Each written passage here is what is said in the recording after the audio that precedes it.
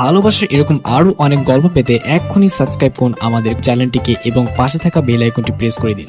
ধন্যবাদ। Stay with us. এখন আপনি গিয়ে গোসল করেন, পরে আমরা একসাথে নামাজ পড়বো। ও, তাহলে এই কারণে এত রাতে গোসল করা। জি। কিন্তু এই নামাজ নাকি বিয়ের প্রথম রাতে পড়তে হয়। ধরতে গেলে তো আজকে আমাদের বিয়ের প্রথম রাত। তা ঠিক বলেছো।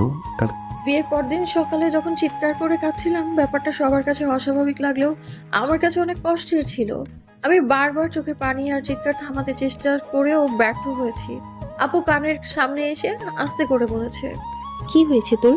এভাবে কান্নার কোনো মানে হলো? এমনভাবে কাঁদছিস যেন আমরা তোর মনের বিরুদ্ধে বিয়ে দিয়েছি। তোর কথা মতোই তোর পছন্দ করা ছেলের সাথে তো বিয়ে দিয়েছি। তাহলে নিজেকে অনেকবার থামানোর চেষ্টা করেও পারলাম না। পাশ থেকে এক কাকি বলল, আচ্ছা, ও কাঁদছে যখন কাঁদতে দাও মন খুলে।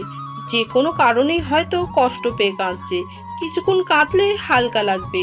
তুমি তোমার কাজ করো, যাও, ওকে ওর মতো থাকতে দাও। তারপর আপু আর কিছু না বলে ওখান থেকে চলে গেল। গতকাল রাতে পারিবারিকভাবেই রিহান আর আমার বিয়েটা সম্পন্ন হয়। অনেকেই ভাবেন আমাদের বিয়েটা প্রেমের বিয়ে, রিহানও হয়তো সেটাই ভাবে, কিন্তু আমি বলবো এটা মিথ্যে।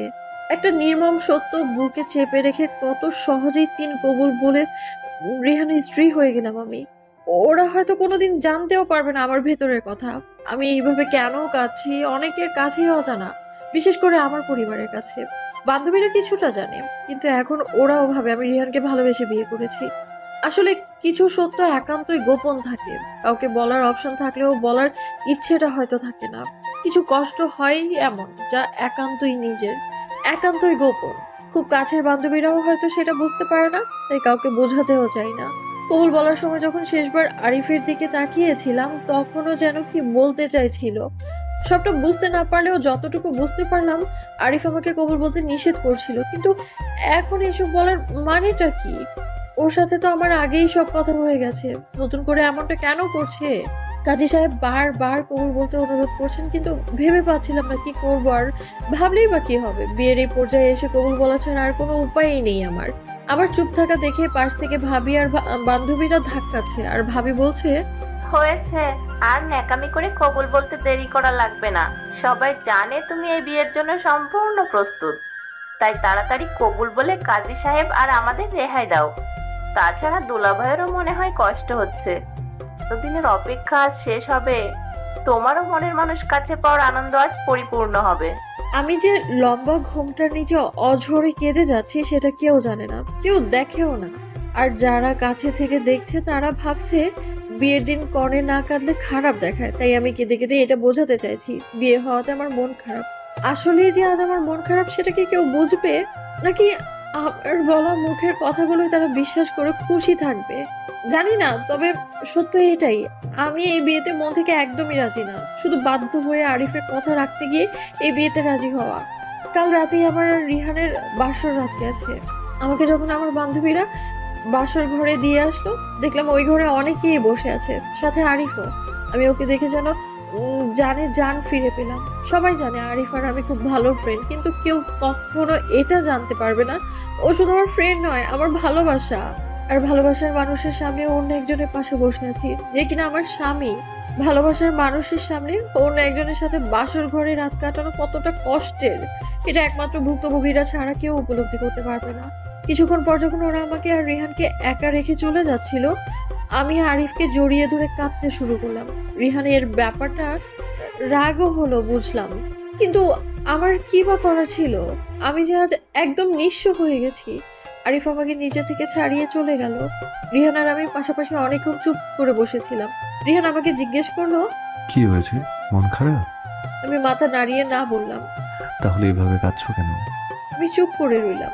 তুমি তো বিয়ের আগে বলেছিলে আমাকে বিয়ে করতে তোমার কোনো আপত্তি নেই, তাহলে এখন তোমার এত মন খারাপ কেন? তুমি কি আমার কাছে কিছু লুকাচ্ছ? আমি চুপ। দেখো ফারিয়া, তোমার এই চুপ থাকাকে কি আমি হ্যাঁ ধরে নেব? প্লিজ আমায় একটু সময় দিবেন, আমি সবকিছু নিয়ে একটু ডিপ্রেশনে আছি। একটু সময় পেলে সব গুছিয়ে নিব। সময় চাও ঠিক আছে, বাট আজ তো আমাদের বাসর রাত। এই সময়ের অপেক্ষায় তো আমরা এতদিন ছিলাম। আজ তোমার আপত্তি করার কারণটা আমি বুঝতে পারছি না। প্লিজ একটু গুছিয়ে বল, প্লিজ একটু গুছিয়ে বলবে আমাকে? আমি শারীরিকভাবে অসুস্থ, মেইলি প্রবলেম আছে প্লিজ। তুমি কি সত্যি অসুস্থ? জি। আচ্ছা তাহলে রিস্ক নাও। হুম, আমি জানি না আমার মিথ্যে অসুস্থতার কথা সত্যি রিহানের বিশ্বাস হয়েছে কিনা, এই মিথ্যে বলে কোনো লাভ আছে কিনা তাও আমি জানি না। শুধু জানি আজ আমার বাসর রাত নয়, কান্নার রাত, কষ্টের রাত। রিহান আমার পাশেই, দুজন দুই দিকে মুখ করে শুয়ে আছি। কত স্বপ্ন ছিল এই রাত নিয়ে, প্রিয় মানুষের সাথে প্রিয় স্মৃতি তৈরি করার কত ইচ্ছে ছিল। ভেবেছিলাম প্রিয় মানুষের সাথে এই রাতকে এমন প্রিয় করে তুলবো যেন আজীবন মনে গেঁথে থাকে সব স্মৃতিগুলো। সত্যি আজ রাতের স্মৃতিগুলো আজীবন মনে গেঁথে থাকবে, সাক্ষী হয়ে থাকবে আরিফকে হারানোর। আমার তো ঘুম পাচ্ছে না, পাশে শুয়ে থাকা রিহানেরও না। রিহান যে জেগে আছে, শুয়ে থেকে ঘুমানোর ভান করছে, সেটা আমি ভালো করেই বুঝতে পারছি। তাহলে আরিফ, সে কি প্রতিদিনের মতোই নাক ডেকে ঘুমাচ্ছে, নাকি আমার মধ্যে বালিশ চাপা দিয়ে কাটছে? কেন হলো এমন? জীবন অন্যরকম হলে কি কোনো ক্ষতি হয়ে যেত? এসব ভাবতে ভাবতে চোখটা কখন যেন বন্ধ হয়ে আসলো। সকালে রিহানের ডাকে ঘুম ভাঙলো। ঘুম থেকে উঠে ফ্রেশ হয়ে একটু বাগানের দিকে গেলাম। বাগানে অনেক ফুল ফুটেছে, কিন্তু আমার মনে যে ভীষণ মেঘ জমেছে। আজ ফুলের গন্ধ যেন মন ভালো করতে অক্ষম। একটা দীর্ঘ নিঃশ্বাস ফেলে ভাবতে লাগলাম, কালকের আগের দিনেও আমার জন্য পৃথিবীটা কত সুন্দর ছিল। আজ এক রাতে সবকিছু কেমন যেন বদলে গেল। সবাইকে কেমন যেন পরপর লাগছে, নিজেকে খুঁজে পাচ্ছি না কোথাও। আমি হারিয়ে গেছি, হারিয়ে গেছে আমার মুখের হাসি। পৃথিবীটা শূন্য মরুভূমি থেকে কম মনে হচ্ছে না। আমি কি পারবো আগের মতো হাসতে, মন খুলে কথা বলতে? পেছন থেকে কে যেন এসে ঘাড়ে হাত রাখলো। পেছন ফিরে দেখি আরিফ। তুমি? এই চিঠিটা রাখো, কি লেখা এখানে? পড়লেই জানতে পারবে।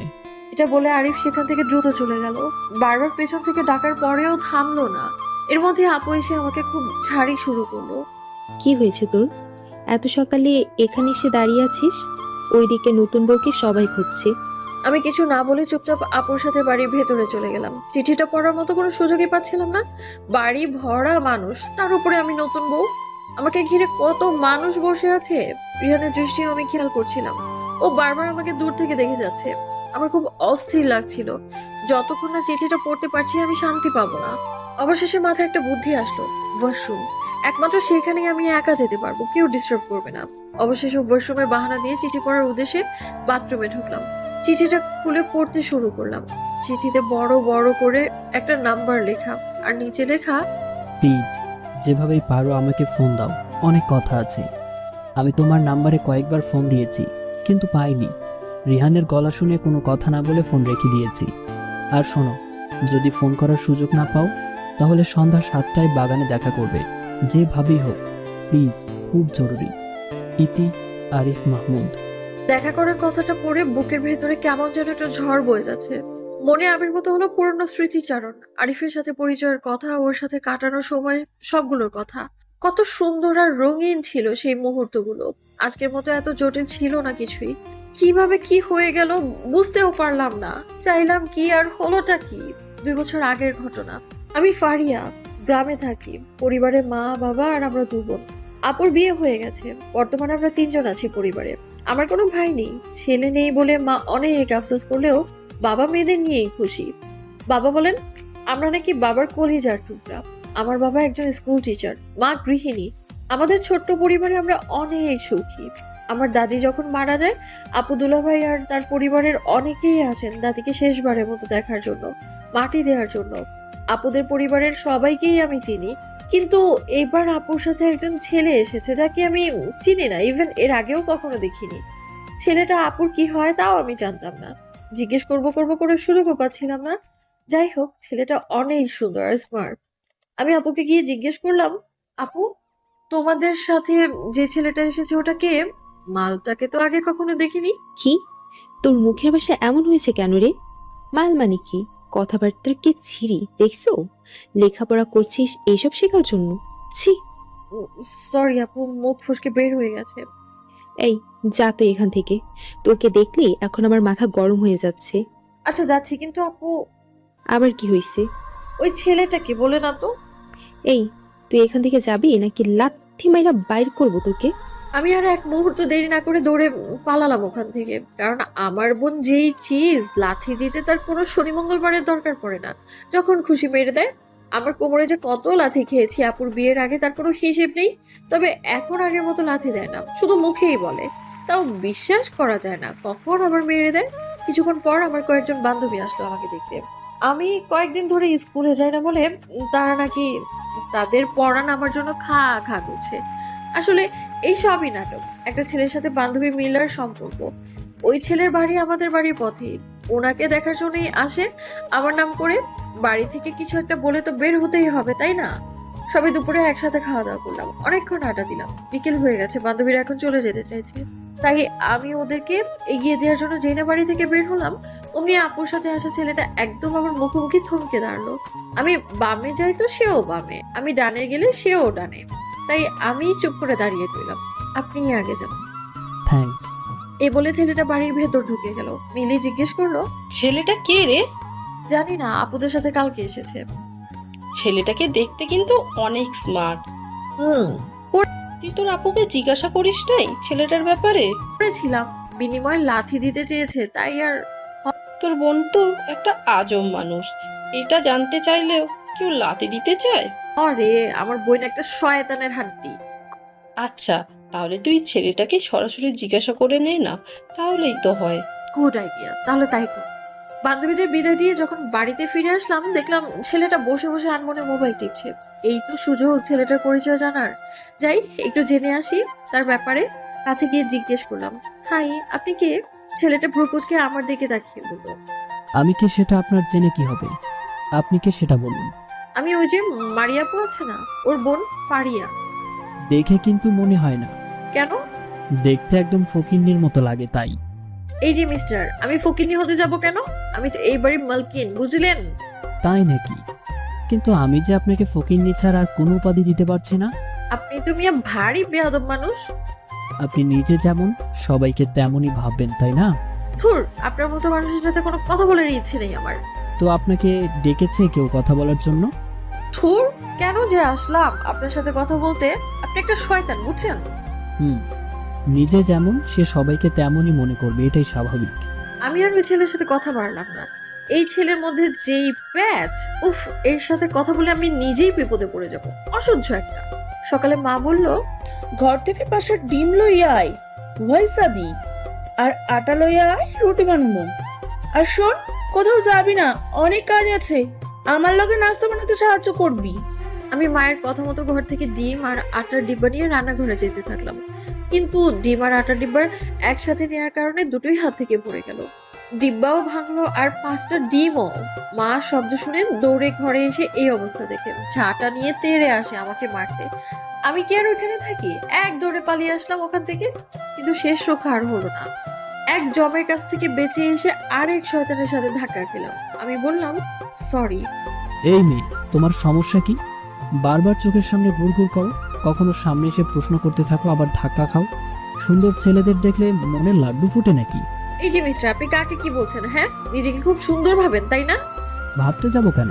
আমি তো আসলেই সুন্দর। ইস রে, তাহলে আমি কম কিসে? আমি কি দেখতে খারাপ নাকি? আপনি জানেন এই গ্রামের সবাই আমাকে সুন্দরী বলে ডাকে। So funny. এখানে ফানির কি দেখলেন? আপনি জানেন স্কুলে আমি প্রতিদিনই 4-5টা করে প্রেমের অফার পাই। ওই দিন তো চেয়ারম্যানের ছেলে আমাকে প্রপোজ করেছে, কিন্তু আমি পাত্তা দিইনি। ও মা, তাই নাকি? তো কেন পাত্তা দেননি জানতে পারি? আরে ধুর, আমি কি গ্রামের এই মফিজ মার্কা ছেলেদের সাথে প্রেম করব নাকি? আমি তো প্রেম করব শহরের সবচেয়ে সুন্দর স্মার্ট ধনী ছেলেটার সাথে। আহারে, এই অজপাড়া গায়ে কোন নায়ক যে আপনার প্রেমে মরতে আসবে ভালো করেই জানা আছে আমার। আসবে আসবে, একদিন ঠিকই আসবে। দেখেন না সিনেমার মধ্যে নায়করা কিভাবে নায়িকাদের খুঁজে বের করে। এই যে মিসেস, আপনি কোনো নায়িকা নন, আর জীবনটাও কোনো সিনেমা নয়। সো বাস্তবে ফিরে আসুন। নিজেকে সিনেমার নায়িকা ভাবছে। সিনেমার নায়িকা ভাবতে যাব কেন? তাছাড়া সিনেমার নায়িকা না হলাম, একদিন না একদিন তো কারো জীবনের নায়িকা হবই। জি না, নায়িকা তো দূরের কথা, কামের সেরিও হতে পারবেন না। কে বিয়ে করবে আপনার মতো ফকিন্নিকে? কে বিয়ে করবে সেটা নিয়ে আপনাকে ভাবতে বলিনি তো আমি। যান নিজের কাজ করুন, যত সব। আমি তো নিজের কাজই করছিলাম, আপনি তো এসে ব্যাঘাত ঘটালেন। হয়েছে হয়েছে, আর কথা বললেন না। আসলে আমার কপাল খারাপ নাকি আমিই খারাপ বুঝতেছি না। আপনিই খারাপ। আবার আপনি কথা বলছেন। এবার কিন্তু সত্যি এক বাড়ি দিয়ে আপনার মাথা ফাটিয়ে দিব আমি। ছেলেটা আর ওখানে দাঁড়ালো না, কোথায় যেন চলে গেল। কুত্তা বিলাই হনুমান বিড়বিড় করে আরো কত রকমের গালি দিয়েছিলাম সেদিন, তার কোনো হিসেব নেই। সকালে এখনো খাওয়া হয়নি, ক্ষুধায় পেটে চুচু করছে, তবুও নিজে থেকে খেতে যাব না। দেখি কেউ আমায় খাওয়ার জন্য ডাকে কিনা। মন খারাপ করে যখন উঠানে বসেছিলাম, মা আদর করে ডাকছে। কি রে, ওখানে মূর্তির মতন বইসা আসোস কেন? খাইতে আয়। না, খামো না, তোমার দৌড়ানি খাইয়া পেট ভরে গেছে আমার। বাবা বলল, কেন মারিয়ার মা, তুমি ওরে দৌড়ানে দিচ্ছ কেন? দৌড়ানি দিব না তো কি করুম? 5টা ডিম ভাঙা ফেলছিস, আটার ডিব্বা সুধা সব আটা নষ্ট করছো। আবার নতুন কইরা দোকান থেকে সব আইনা পরে নাস্তা বানাইছি, তাই তো আসা আজকে নাস্তা এত দেরি। আটা কি আমি ইচ্ছে করে ফালাইছি নাকি? ইচ্ছা কইরা ফালছুস নাই বুঝলাম, কিন্তু একটু দেখা হই না কাম করবি তো। দিন দিন তো বড় হইতাছো, বিয়া দিও লাগবো। শ্বশুর বাড়ি যাইয়া যদি এমন উল্টা পাল্টা কাম করস, তাহলে তো মায়ের দোষ হইব। মাইনসে কইব মাইয়ারে কিছু শিখাই নাই। আইসা এখন এইসব বাদ দিয়া খাইতে আই। আসলে আমরা যখন নিজেরা কথা বলি, একদম নিজেদের গ্রাম্য ভাষায় কথা বলি, কিন্তু অন্যদের সাথে শুদ্ধ ভাষাতেই কথা বলি। যাই হোক, মায়ের আদরের ডাক শুনে না খেতে যেতে পারলাম না। আর সবচেয়ে বড় কথা, পেট আর মানছে না। সব রাগ ভুলে খেতে গেলাম, শুধু মা বাদে সবাই একসাথে খেতে বসলাম। ওই শয়তান ছেলেটাও আছে এখানে। আমি হাত ধুয়ে যেই খেতে বসলাম, অমনি ওই ছেলেটা বলতে লাগলো, আন্টি, আপনি না বলেছিলেন ফারিয়াকে আজ খেতে দিবেন না, তাহলে এখন খেতে দিচ্ছেন যে? ওকে আজকে না খাইয়ে শাস্তি দেওয়ার দরকার ছিল। এই কথাটা শুনে পায়ের রক্ত মাথায় উঠে গেল। এমনিই পেটে ক্ষুধা থাকলে আমার মেজাজটা খিটখিটে হয়ে যায়, তার উপর এই বেয়াদব ছেলেটার এরকম কথা একদমই হজম হলো না। খাওয়া রেখে তার সামনে গিয়ে জিজ্ঞেস করলাম, এ মিয়া, আপনার সমস্যা কোথায়? হ্যাঁ, আমার সবকিছুতে আপনাকে নাক গলাতে বলছে কে? মেহমানের মতো থাকবেন, এত কথা বলার প্রয়োজন কি আপনার? আপু পাশে থেকে আমাকে ধমকাচ্ছে। ফারিয়া, এভাবে কথা বলছিস কেন তুই? কিভাবে একজন মানুষের সাথে কথা বলতে হয় সেটাও কি তুই জানিস না? চুপ কর বলছি। কেন চুপ করবো কেন? তুমি তো ওনাকে কিছু বললে না, অপরাধ করলো উনি, আর তুমি উল্টা আমাকেই বলতেছো। কি এমন বলেছে ও? তুই কি মজাও বুঝিস না? কিসের মজা? উনি আমাকে কথায় কথায় অপমান করেছে, জানো তুমি সেটা? আমি সবই জানি। এখন কি তুই চুপ করবি নাকি চড় দিয়ে দাঁত ফেলে দেবো? হ্যাঁ হ্যাঁ, মারো, আমাকেই মারো, কিছু হলে তো সেটাই পারো শুধু। কথা শেষ করার আগে আপু ঠাস করে একটা চড় মারলো আমার গালে। আমি তখন রাগ করে আমার খাবার প্লেটটা ছুঁড়ে মারলাম মাটি দিয়ে। অমনি আপু আমাকে হাতের কাছে স্টিলের স্কেল পেয়ে পিঠে মারতে গিয়ে দুর্ভাগ্যবশত মাথায় লেগে গেল। টুপটুপ করে রক্ত পড়তে লাগলো। আমি ব্যথা পাইনি তেমন, কিন্তু রক্ত দেখার পর শরীরটা কেমন যেন খারাপ করে ফেললো আমার। সবাই আমাকে নিয়ে ব্যস্ত হয়ে পড়লো। আপু তো হাউমাউ করে কান্না ঝরে দিল। আপুকে এইভাবে কাঁদতে দেখে আমিও কাঁদতে লাগলাম। অনেকক্ষণ মাথায় পানি ঢালার পর যখন একটু সুস্থতা অনুভব করছিলাম, মাকে বললাম আমি একটু বিছানায় শুতে চাই। আপু কোলে করে নিয়ে আমাকে বিছানায় শুয়ে দিল। আপু আমার কপালে গালে চুমু খেতে খেতে বললেন, বোন, মাফ করে দে আমাকে। আমি বুঝি নাই এমন হবে। আমি তো তোর পিঠে মারতে চেয়েছিলাম, কিন্তু বিশ্বাস কর, ভুল করে মাথায় লেগে গেছে। আমাকে প্লিজ মাফ করে দে বোন, আর কখনো এমন হবে না। আপু এভাবে বলো না, আমি জানি তুমি ইচ্ছে করে এমনটা করোনি। আমি খুব খারাপ, তাই না রে? না আপু, তুমি অনেক ভালো, আমি তোমাকে অনেক ভালোবাসি। আমিও তোকে অনেক ভালোবাসি, শুধু একটু শাসন করি, ভালোবাসি বলেই শাসন করি। সামনে তোর এসএসসি পরীক্ষা, কিন্তু এমন সব কাণ্ড করি যেন তুই ছোট্ট বাচ্চা। সরি আপু, আর করব না। আমার লক্ষ্মী বোন, আমার জান, তোকে শাসন করি বলে ভাবিস না ভালোবাসি না। তোকে আমি অনেক অনেক ভালোবাসি। আমিও আপু। আমাদের দুই বোনের কান্নায় পরিবেশটা কেমন যেন ভারী হয়ে উঠেছিল তখন। রাতে আপু আমার মাথায় হাত বুলিয়ে দিতে দিতে বলল, বোন, একটা কথা রাখবি? কি কথা বলো? তুই আরিফকে গিয়ে সরি বলবি। আরিফকে? আরিফকে তুই এখনো জানিস না বুঝি? মজা করিস? আপু সত্যি বলছি, আরিফকে আমি চিনি না। আমার সাথে যে ছেলেটা এসেছে, ওর নাম আরিফ। ও, কিন্তু আপু আমি ওনাকে সরি কেন বলতে যাব? এটা আমি পারবো না, উনি খুব বেয়াদব একটা ছেলে। এভাবে বলে না বোন, তুই জানিস ওর কত কষ্ট। কিসের কষ্ট? আর উনি তোমাদের কে হয়? আমার বড় ভাসুর আছে না, ওনার ছেলে, তবে আসল ছেলে না। শুনেছি আরিফকে নাকি রাস্তার ধারে কে ফেলে রেখে গিয়েছিল। তারপর আমার ভাসুর 2 জন সন্তান থাকার পরও আরিফের লালন পালনের দায়িত্ব নেয়। আরিফ কি এ ব্যাপারে জানে? জানি, যদিও বাসার কেউ কখনো বলেনি, বাইরের মানুষের কাছ থেকে শুনেছি। বাইরের মানুষের কি দরকার ছিল ওনাকে এই বিষয়ে বলার? সেইটা যারা বলেছে তারাই ভালো বলতে পারবে। বুঝলাম, কিন্তু আরিফকে কি তোমাদের বাসার কেউ অবহেলা করে? না রে, সবাই ওর প্রতি আরো বেশি যত্নশীল। ওদের মতো আরিফ ঘরে আসার পর থেকেই সংসারে উন্নতি হওয়া শুরু হয়েছে। আমার ভাসুর তো আসল সন্তানের চেয়ে আরিফকে বেশি ভালোবাসে। তাহলে তুমি যে বললে ওনার অনেক কষ্ট, এত ভালোবাসা পাওয়ার পর তো ওনার কোনো কষ্ট থাকার কথা না। আছে রে, আছে।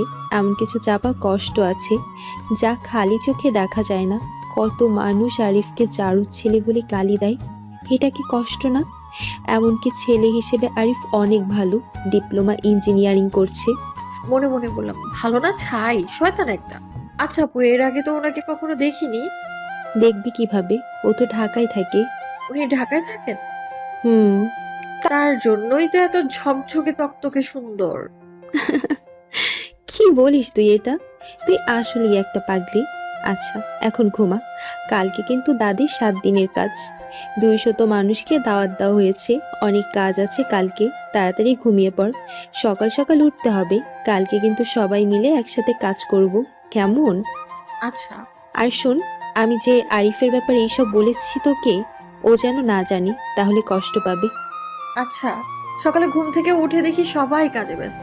গ্রামের একটা রীতি আছে, কোনো বাড়িতে বিয়ে বা কোনো অনুষ্ঠান হলে আশেপাশে সব কাকিরা জেঠিরা সবাই সাহায্য করে। আজকেও অনেক কাকি আপুরো এসেছে মায়ের সাথে সাথে কাজ করতে।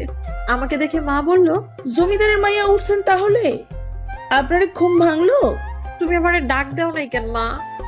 ডাকতে চাইছিলাম, মারিয়া মানা করলো, তাই টাকি নাই। আচ্ছা হুন, তোর কাম হইলো ঘর উঠান সবকিছু সুন্দর কইরা পরিষ্কার করবি। আর দুপুরের পর থালা বাসন ধোয়ার কাম তোরে দেওয়া হইল। লোকজনের খাওয়া শেষে ওইগুলো তুই পরিষ্কার করবি। এখন যা, তাড়াতাড়ি ঘর দর পরিষ্কার কর। আমি এমনিতেই কামচোরা মা, এইসব জেনেও আমাকে কতগুলো কাজের দায়িত্ব দিলেন।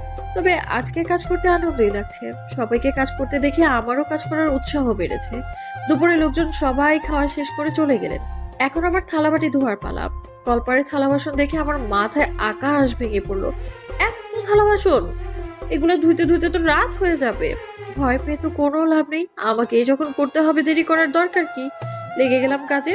সবগুলো আগে মেজে নিলাম, কিন্তু একা একা কল চেপে ধুতে পারছিলাম না। বারবার মাকে ডাকছিলাম, মা একটু আইসা কলটা চাইবো দাও না, একা একা পারছি না তো। দাঁড়া আসতাছি। যতবার মাকে ডাকি ততবারই এই এক কথাই বলে, কিন্তু আসার কোনো নামগন্ধই নেই। আবার যখন চিৎকার করে মাকে ডাকলাম তখন আরিফ এসে কল চাপতে লাগলো। আমি বললাম, আপনার চাপা লাগবে না, আমি পারবো। পারবেই যখন, তাহলে চিৎকার করে তোমার মাকে ডাকছো কেন? আমার মা, আমি ডাকবো, তাতে আপনার সমস্যা কি? আমার সমস্যা না, কিন্তু উনি কাজ করছেন তাই আসতে পারছেন না। কেন, আমি কল চিপে দিলে কি কোনো সমস্যা? আমি আর কিছু বললাম না। এমনি সন্ধ্যা হয়ে আসছে, মাও ব্যস্ত, আমিও একা একা পারছি না। কোনো উপায় না পেয়ে বদমাস ছেলেটার সাহায্যই নিলাম। চাঁদনি রাত, সবাই উঠানে বসে আড্ডা দিচ্ছে। কাকা কাকি জেঠা, বাবা মা আপু দুলা ভাই আরো অনেকেই। অনেক রকমের আলাপ হচ্ছে সেখানে। কে কে আসলো, কয়জন খেলো, রান্না কেমন হলো, ইত্যাদি ইত্যাদি। এসব আলাপ শুনতে বিরক্তই লাগছিল, তাই ওখান থেকে একটু দূরে গিয়ে বসলাম আমি। আপুর ফোনটা নিয়ে গান শুনছিলাম। হঠাৎ দেখি আরিফ পাশে বসে আছে। আমি একটু অবাক হলাম। আরিফ আমাকে জিজ্ঞেস করলো, মাথার ব্যথা কি কমেছে? আমি আপনাকে কখন বললাম যে আমার মাথা ব্যথা? কালকে যে মাথা ফেটে রক্ত বের হয়েছিল সেটার কথা বলছি। ও, ওইটার কথা তো আমি কালকেই ভুলে গেছি। ব্যথা থাকলে নিশ্চয়ই মনে থাকতো। সরি কালকের ব্যাপারের জন্য। আমি আসলে মজা করেই ওইটা বলেছিলাম, বুঝছি না এই ব্যাপারটা এত সিরিয়াস হয়ে যাবে। আপনি কেন সরি বলছেন? সরি তো আমার বলা উচিত। আমি আসলে ওভার রিয়েক্ট করে ফেলেছি। আচ্ছা যা হয়েছে হয়েছে, এখন কি আমরা ভালো ফ্রেন্ড হতে পারি? হতেই পারি, বাট আপনি কি আমার মতো ফকিন্নির সাথে ফ্রেন্ডশিপ করবেন? আরে ওইগুলো তো আমি জাস্ট তোমাকে রাগানোর জন্য বলেছিলাম। আমাকে রাগিয়ে আপনার লাভ? মজা লাগে তোমাকে রাগাতে। তোমাকে দেখি সবাই অনেক চাতায়, আর তুমিও বোকার মতো রেগে যাও, তাই আমিও একটু। ভালো। তুমি বলেছিলে না গ্রামের সবাই তোমাকে সুন্দরী বলে ডাকে? তুমি আসলেই অনেক সুন্দর আর মিষ্টি, একটু রাগী বাট অনেক ভালো। এগুলো কি মন থেকে বলছেন নাকি ফান করছেন? ফান না, একদম ভেতর থেকে বলছি। আচ্ছা তাহলে আজ থেকে আমরা ভালো বন্ধু, ওকে? ওকে। সেদিন থেকে শুরু হলো আমাদের বন্ধুত্ব। সেদিনের পর থেকে আরিফ আর আমার মধ্যে একটা বন্ধুত্বপূর্ণ সম্পর্ক তৈরি হলো। ওর প্রতি রাগগুলো ভালো লাগে পরিণত হচ্ছিল। ওর প্রতি ভালো লাগা দিন দিন বেড়েই চলেছে, কিন্তু ভালো লাগার মুহূর্তগুলো শেষ হয়ে আসছিল। আপু বলল কালকে সকালেই নাকি চলে যাবে। কথাটা শুনে খুব খারাপ লাগছিল।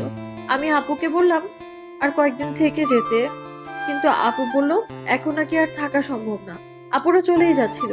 এটা দেখে আমার খুব কষ্ট হচ্ছিল, বুক ফেটে কান্না আসছিল। কান্না থামাতে চেয়েও পারলাম না, কেঁদেই দিলাম। আপু বলল, এভাবে কান্না করছিস কেন? আমি আর কিছুদিন পর আসবো, তোর পরীক্ষা শেষ হলে তোকে এসে নিয়ে যাব। আরিফ আমার হাতে একটা ছোট কাগজ ধরিয়ে দিল। আমি জিজ্ঞেস করলাম, কি এটা? আমার ফোন নাম্বার, যদি কখনো কোনো প্রয়োজন পড়ে আমাকে ফোন দিও। আমার তো মোবাইলই নেই। তোমার আব্বুরটা দিয়ে দিবে। আচ্ছা। তারপর ওরা বিদায় নিয়ে চলে গেল। আমি অনেক দূর পর্যন্ত ওদের এগিয়ে দিয়ে আসলাম। যতক্ষণ না চোখের আড়াল হলো দাঁড়িয়ে দাঁড়িয়ে ওদের যাওয়া দেখছিলাম।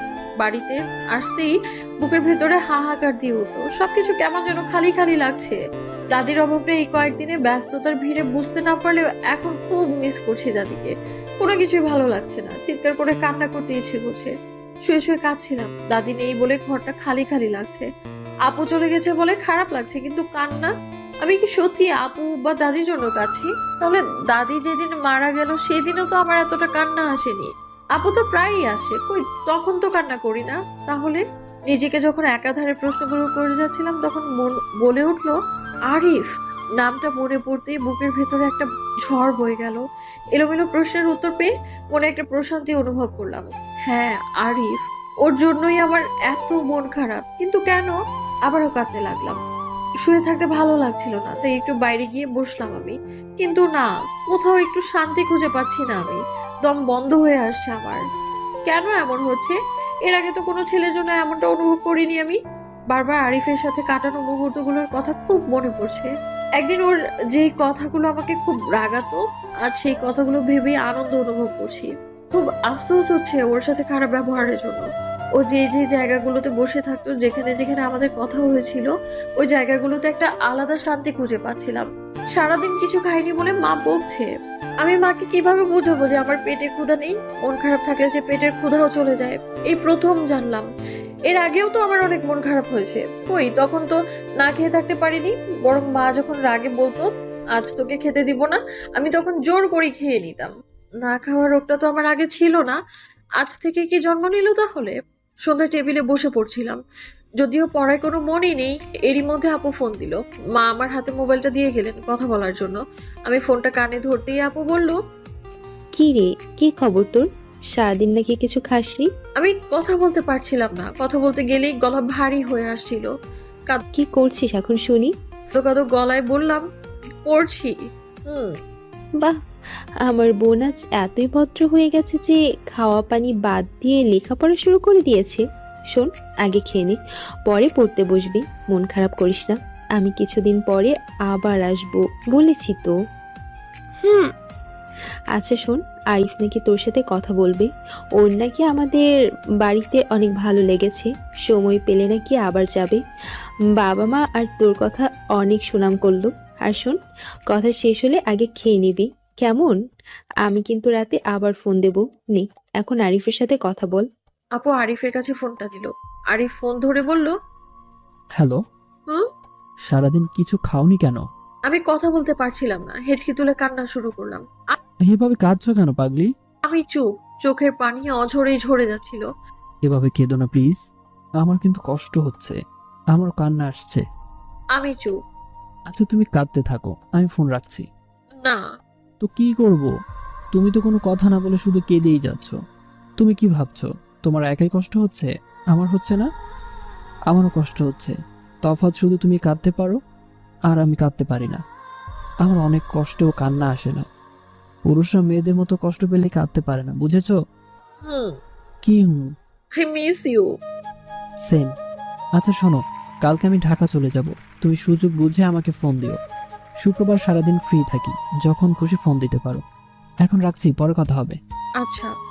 শোনো, অনেক তো কাঁদলে, এখন একটু হাসো তো দেখি। আমি হাসলে কি আপনি দেখতে পাবেন? দেখতে না পারলাম, অনুভব তো করতে পারবো। হয়েছে। হয়েছে, এখন রাখি, বাই। বাই।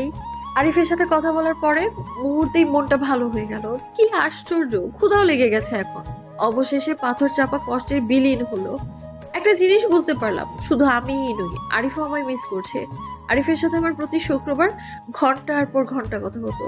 এত কথা বলি তাও যেন কথা শেষই হতে চায় না। সারা সপ্তাহ শুক্রবারের অপেক্ষায় থাকতাম, কি কি কথা বলবো একটু একটু করে সাজিয়ে গুছিয়ে রাখতাম। এই অপেক্ষায় আমাকে অনেক আনন্দ দিত। ওর সাথে যখন কথা বলতাম নিজেকে পৃথিবীর সবচেয়ে সুখী মনে হতো। ওর কথা বলা, ওর চলাফেরা সবকিছুই আমার ভালো লাগতো। আপনি ডাকটা আস্তে আস্তে তুমিতে পরিণত হলো। ওর সাথে যখন কথা বলতাম সে এক আলাদা অনুভূতি, যে অনুভূতিগুলো লিখে বা বলে প্রকাশ করা যাবে না। এক অন্যরকম চাওয়া, অন্যরকম অনুভূতি, অনেক কিছু পাওয়ার অনুভূতি, প্রথম প্রেমের অনুভূতি। আমি ধীরে ধীরে বুঝতে পারলাম আমি আরিফের প্রেমে পড়ে গেছি, কিন্তু আরিফকে কেন জানি বলতে পারছিলাম না। একটা ভয়, যদিও রিজেক্ট করে আর আমাদের সম্পর্ক তো মিলে না, যদিও বিয়ে জায়েজ আছে, কিন্তু আমাদের পরিবার কখনোই সেটা মেনে নিবে না। দেখতে দেখতে আমি এসএসসি দিলাম, এইচএসসি শেষ করলাম। রেজাল্ট ভালো হওয়ায় বাবা আমাকে একটা টাচ স্ক্রিন ফোন কিনে দিল। বাবা এখন বলছে আমাকে বিয়ে দিয়ে দিবে।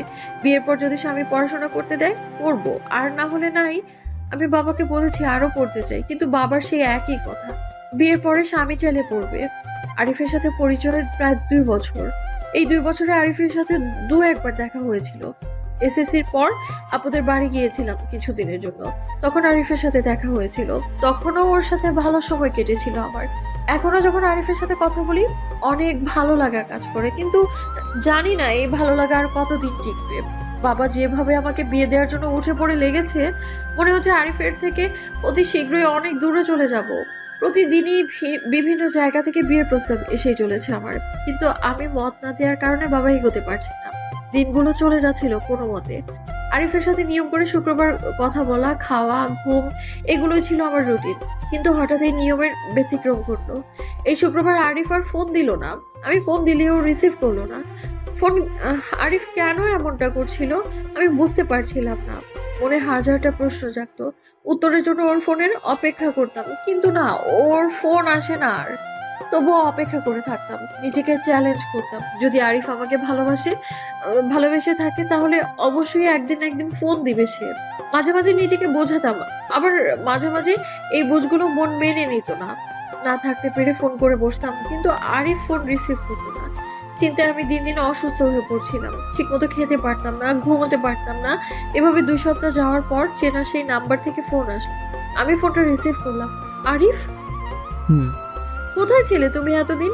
কতবার ফোন করেছি তোমায়, দেখেছো?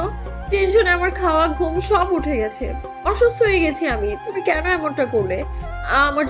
তোমার যদি কোনো সমস্যা হয়ে থাকে আমাকে ফোন করে একটাবার বলতে পারতে, তাহলে তো এতটা টেনশন হতো না। আমাকে নিয়ে শুধু শুধু তোমাকে টেনশন করতে কে বলেছে? আমি শুধু শুধু টেনশন করছি?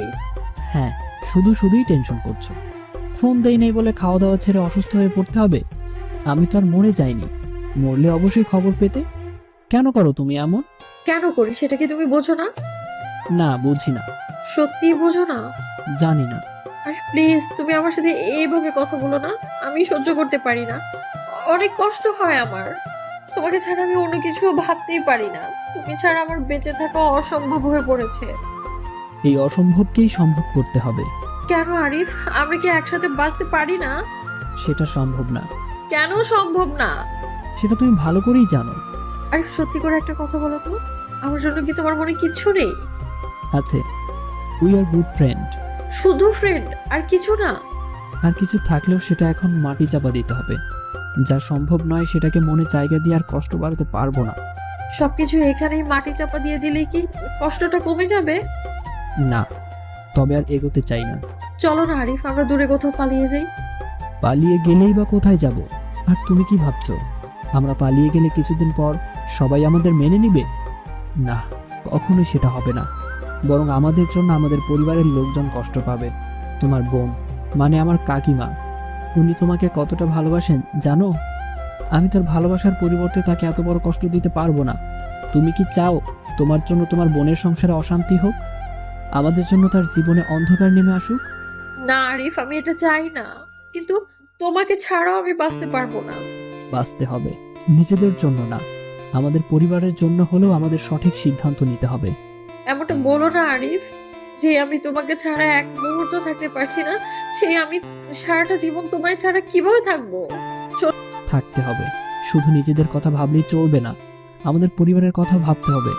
আমার বাবা, মানে যে আমাকে রাস্তার ধারে পেয়ে কোনো কিছু না ভেবেই বুকে জড়িয়ে নিয়েছিল পরম আদরে, আমি কিভাবে সেই বাবাকে কষ্ট দিতে পারি বলো? আমি যদি এমনটা করি তাহলে আর কখনো কোনো বাবা কোনো অসহায় শিশুকে আশ্রয় দেবে না। আমার দিকে মানুষ আঙ্গুল তুলে দেখিয়ে বলবে, ওই দেখ কুড়িয়ে পাওয়া ছেলেরা কেমন বেইমান হয়। আমি পারবো না তাদের সাথে বেইমানি করতে। আমাকে মাফ করে দাও প্লিজ। বলেই যখন যাবে তাহলে কেনই এসেছিলে আমার জীবনে? তখন বুঝিনি বন্ধুত্ব ভালোবাসায় রূপ নেবে। প্লিজ আরিফ, আরেকবার ভেবে দেখো, আমাদের ভালোবাসা এইভাবে শেষ হয়ে যেতে পারে না। কে বলেছে ভালোবাসা শেষ হয়ে যাবে? ভালোবাসাটা আজীবনই রয়ে যাবে, শুধু দুটো শরীরের মিল হবে না, আত্মার মিল তো আমাদের রয়েই যাবে। আমি পারবো না আরিফ তোমাকে ছাড়া থাকতে। এই কষ্ট যে সহ্য করার মতো না। সহ্য করতে হবে। দেখো না আমি কিভাবে সহ্য করে যাচ্ছি। এই 2 সপ্তাহ তোমার সাথে কথা না বলে থাকতে যে কতটা কষ্ট হয়েছে সেটা তোমাকে বোঝাতে পারবো না। শেষবারের মতো একটা কথা বলবো, রাখবে? কি বলো? তুমি রিহানকে বিয়ে করে নাও। রিহানকে বিয়ে করলে আর কিছু না হোক, তোমাকে মাঝে মাঝে দেখতে পারবো তো, এটুকু নিয়েই না হয় বেঁচে থাকবো। কোন রেহান? যে পরিবার গত সপ্তাহে তোমাকে দেখতে এসেছিল আজকে বিকেলেও আবার যাবে। যেই ছেলেকে তোমার দুলাভাই পছন্দ করেছেন। রিহান ছেলেটা ভালো, ভালো চাকরি করে। ওর বাড়ি আমাদের বাড়ির পাশেই, সম্পর্কে আমার কাকা হয়। আর সবচেয়ে বড় কথা, রিহান আর আমি খুব ভালো বন্ধু। অনুরোধ রইল তোমার কাছে, এই বিয়েতে তুমি মত দিয়ে দাও। এই বলে আরিফ ফোন রেখে দিল। আমি চিৎকার করে কাঁদতে লাগলাম। ইস কি কষ্ট, বুকের ভেতরটা দুমড়ে মুছে শেষ হয়ে যাচ্ছে। সবকিছু কেমন অন্ধকার লাগছে। আরিফের কথা মতো সত্যি বিকেলে আমায় দেখতে আসলো। আমি যখন মায়ের মুখে শুনলাম ওরা আপুদের বাড়ির কাছের লোক, ওদের আশেপাশের আত্মীয়, তখন বুঝে নিলাম এরাই রেহানের পরিবার। এবার আর আপত্তি করলাম না, বিয়েতে মত দিয়ে দিলাম। ওনারা আমাকে আংটি পরিয়ে দিয়ে গেলেন। শুনেছি ছেলে নাকি 6 মাস পর ডিপার্টমেন্ট থেকে বিয়ের অনুমতি পাবে, তখন আমাকে বউ করে ঘরে তুলে নিয়ে যাবেন। রিহানের পরিবার আমাকে জিজ্ঞেস করলো আমার এই বিয়েতে কোনো আপত্তি আছে কিনা। আমি মাথা নাড়িয়ে না করলাম। আপত্তি থাকলে এই কি, আমি তাদের সেটা বলতে যাব নাকি? আরিফ যখন চেয়েছে আমি বিয়েটা করি তাহলে সেটাই হোক। আর আমিও ভেবে দেখলাম একেবারে দূরে যাওয়ার চেয়ে যদি আরিফের কাছাকাছি থাকতে পারি তাহলে তো কখনো না কখনো আরিফকে দেখতে পারবো। রিহানকে বিয়ে না করলেও অন্য কাউকে তো বিয়ে করাই লাগবে। তাই আরিফের পছন্দ মতোই করলাম। একজনকে ভালোবেসে আরেকজনকে বিয়ে করার জন্য প্রস্তুতি নিচ্ছি। এটা যে কতটা কষ্টের কিভাবে বোঝাবো। মাঝে মাঝে খুব বেশি কষ্ট হতো। আরিফকে ফোন দিয়ে কান্না করতাম। আরিফ আমাকে বোঝাতো আর বলতো, যখন খুব বেশি কষ্ট লাগবে তখন আমাকে না রিহানকে ফোন দিবে। ওর সাথে যখন সারাটা জীবন কাটাবে, তাই ওর কাছাকাছি যাওয়ার চেষ্টা করো। আমার সাথে কথা বললে তোমার কষ্ট বাড়বে, বই কি কমবে না। তাই এখন আর আরিফকে ফোন দেই না। খুব কষ্ট হলে চিৎকার করে কাঁদি, তবুও আরিফকে ডিস্টার্ব করি না। আর রিহান প্রতিদিন 4 থেকে 5 বার ফোন দেয় আমার কাছে। কথা বলি, মন চায় না কথা বলতে, তবুও বলি। রিহান বলে বিয়ের যখন 6 মাস দেরিই আছে তাহলে এই 6 মাস প্রেম করে নিই। আমিও করে যাই। রিহান ভাবে আমি সত্যিই হয়তো ওর সাথে প্রেম করছি। লজ্জা পাই বলে বেশি কথা বলি না, কিন্তু আমার মনে ক্ষতটাও কখনোই বুঝতে পারবে না, বুঝতে দিবও না। এভাবে আমাদের বিয়ের দিন ঘনিয়ে আসলো। অবশেষে বিয়ে সম্পূর্ণও হয়ে গেল। আর বিয়ের দিন কবুল বলার সময় আরিফ কিনা আমাকে কবুল বলতে নিষেধ করছে। কি হাস্যকর না ব্যাপারটা। দরজার অপর পাশে আপুর কণ্ঠে ভাবনা থেকে ফিরে আসলাম আমি। আপু আমাকে ধমকাচ্ছে। কি হয়েছে তোর? কাল থেকে কতগুলো আজব কাণ্ড করে যাচ্ছিস। 1.5 ঘন্টা ধরে ওয়াশরুমে কি করছিস তুই? আমি চিঠিটা লুকিয়ে ফেললাম, তারপর দরজা খুলে বললাম, কিছু না। এ বলে ঘরে এসে চিৎকার করে কাঁদতে লাগলাম।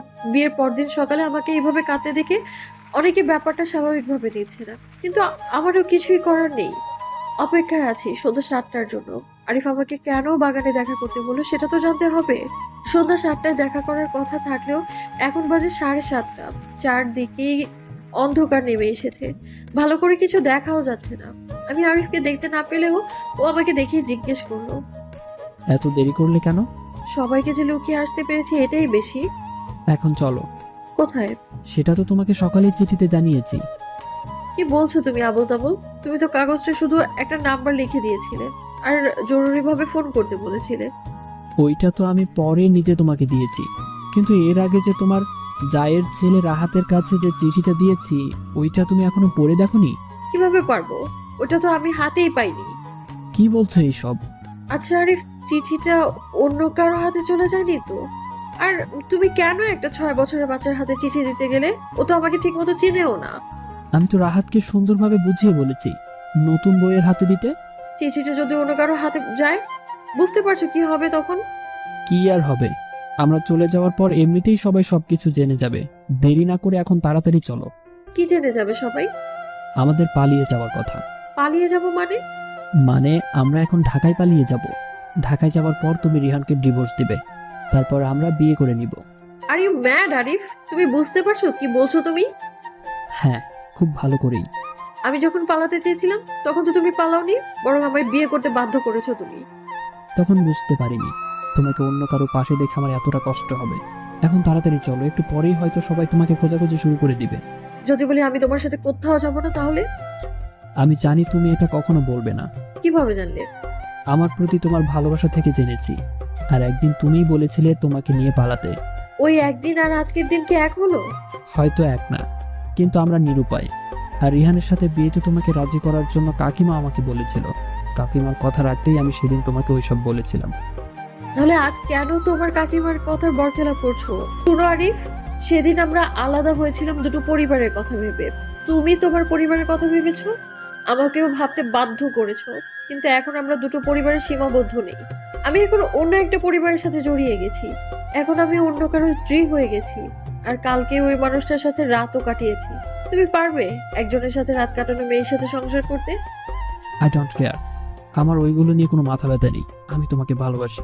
তোমাকে আমি অন্য কারোর সাথে সহ্য করতে পারছি না। আমার অনেক কষ্ট হচ্ছে। সেদিন ভেবেছিলাম রিহানের সাথে বিয়ে হলে মাঝে মাঝে তোমাকে দেখতে তো পাবো, কিন্তু বুঝতে পারিনি ওর সাথে তোমাকে দেখে আমার এতটা কষ্ট হবে। তাহলে বুঝতে পেরেছো কেমন কষ্ট হয়? খুব ভালো করেই বুঝতে পেরেছি। আফসোস, বুঝেছো কিন্তু অনেক দেরিতে। এখনো দেরি হয়নি। চলো আমরা এখান থেকে অনেক দূরে কোথাও চলে যাই, যেখানে আমাদের কেউ চিনবে না, খুঁজে পাবে না। সেটা তো আর সম্ভব না। কেন সম্ভব না? বলতে পারো, আমাদের পাওয়া না পাওয়ার মধ্যে রিহানের দোষটা কোথায়? আমাদের কি কোনো অধিকার আছে ওকে কষ্ট দেওয়ার? তাহলে কি তুমি আমার সাথে যাবে না? না। তাহলে ধরে নিব আমার প্রতি তোমার ভালোবাসার স্রেফ অভিনয়। তোমার যা খুশি ভাবতে পারো, আমি তোমার ভাবলে বাধা হব না। আগে ফ্রেন্ডদের কাছে শুনতাম মেয়েরা বেঈমান, আজ নিজেই প্রমাণ পেলাম। আজ তোমার কাছে আমি ভালো হতে গেলে আমি নিজের পরিবারের কাছে বেঈমান হয়ে যাব, শ্বশুরবাড়ির মানুষের কাছে বেঈমান হব, নিজের স্বামীর কাছে বেঈমান হব। এতগুলো মানুষের কাছে বেঈমান হওয়ার চেয়ে তোমার কাছেই না হয় বেঈমান হয়ে থাকলাম। বুঝলাম, বেঈমানরা তোমার মতোই হয়। নিজের সুখের জন্য আরেকজনকে কষ্ট দিতে দুইবার ভাবে না। হতে পারি আমি বেঈমান, কিন্তু ভুলে যেও না তুমিও কিন্তু কম না। তুমি না বলো রিহান তোমার অনেক ভালো বন্ধু, বন্ধুর বউকে নিয়ে পালিয়ে যাওয়ার প্ল্যান করছো? এটা কি বলে? তুমি তোমার বন্ধুত্বের সাথে বেইমানি করছো না?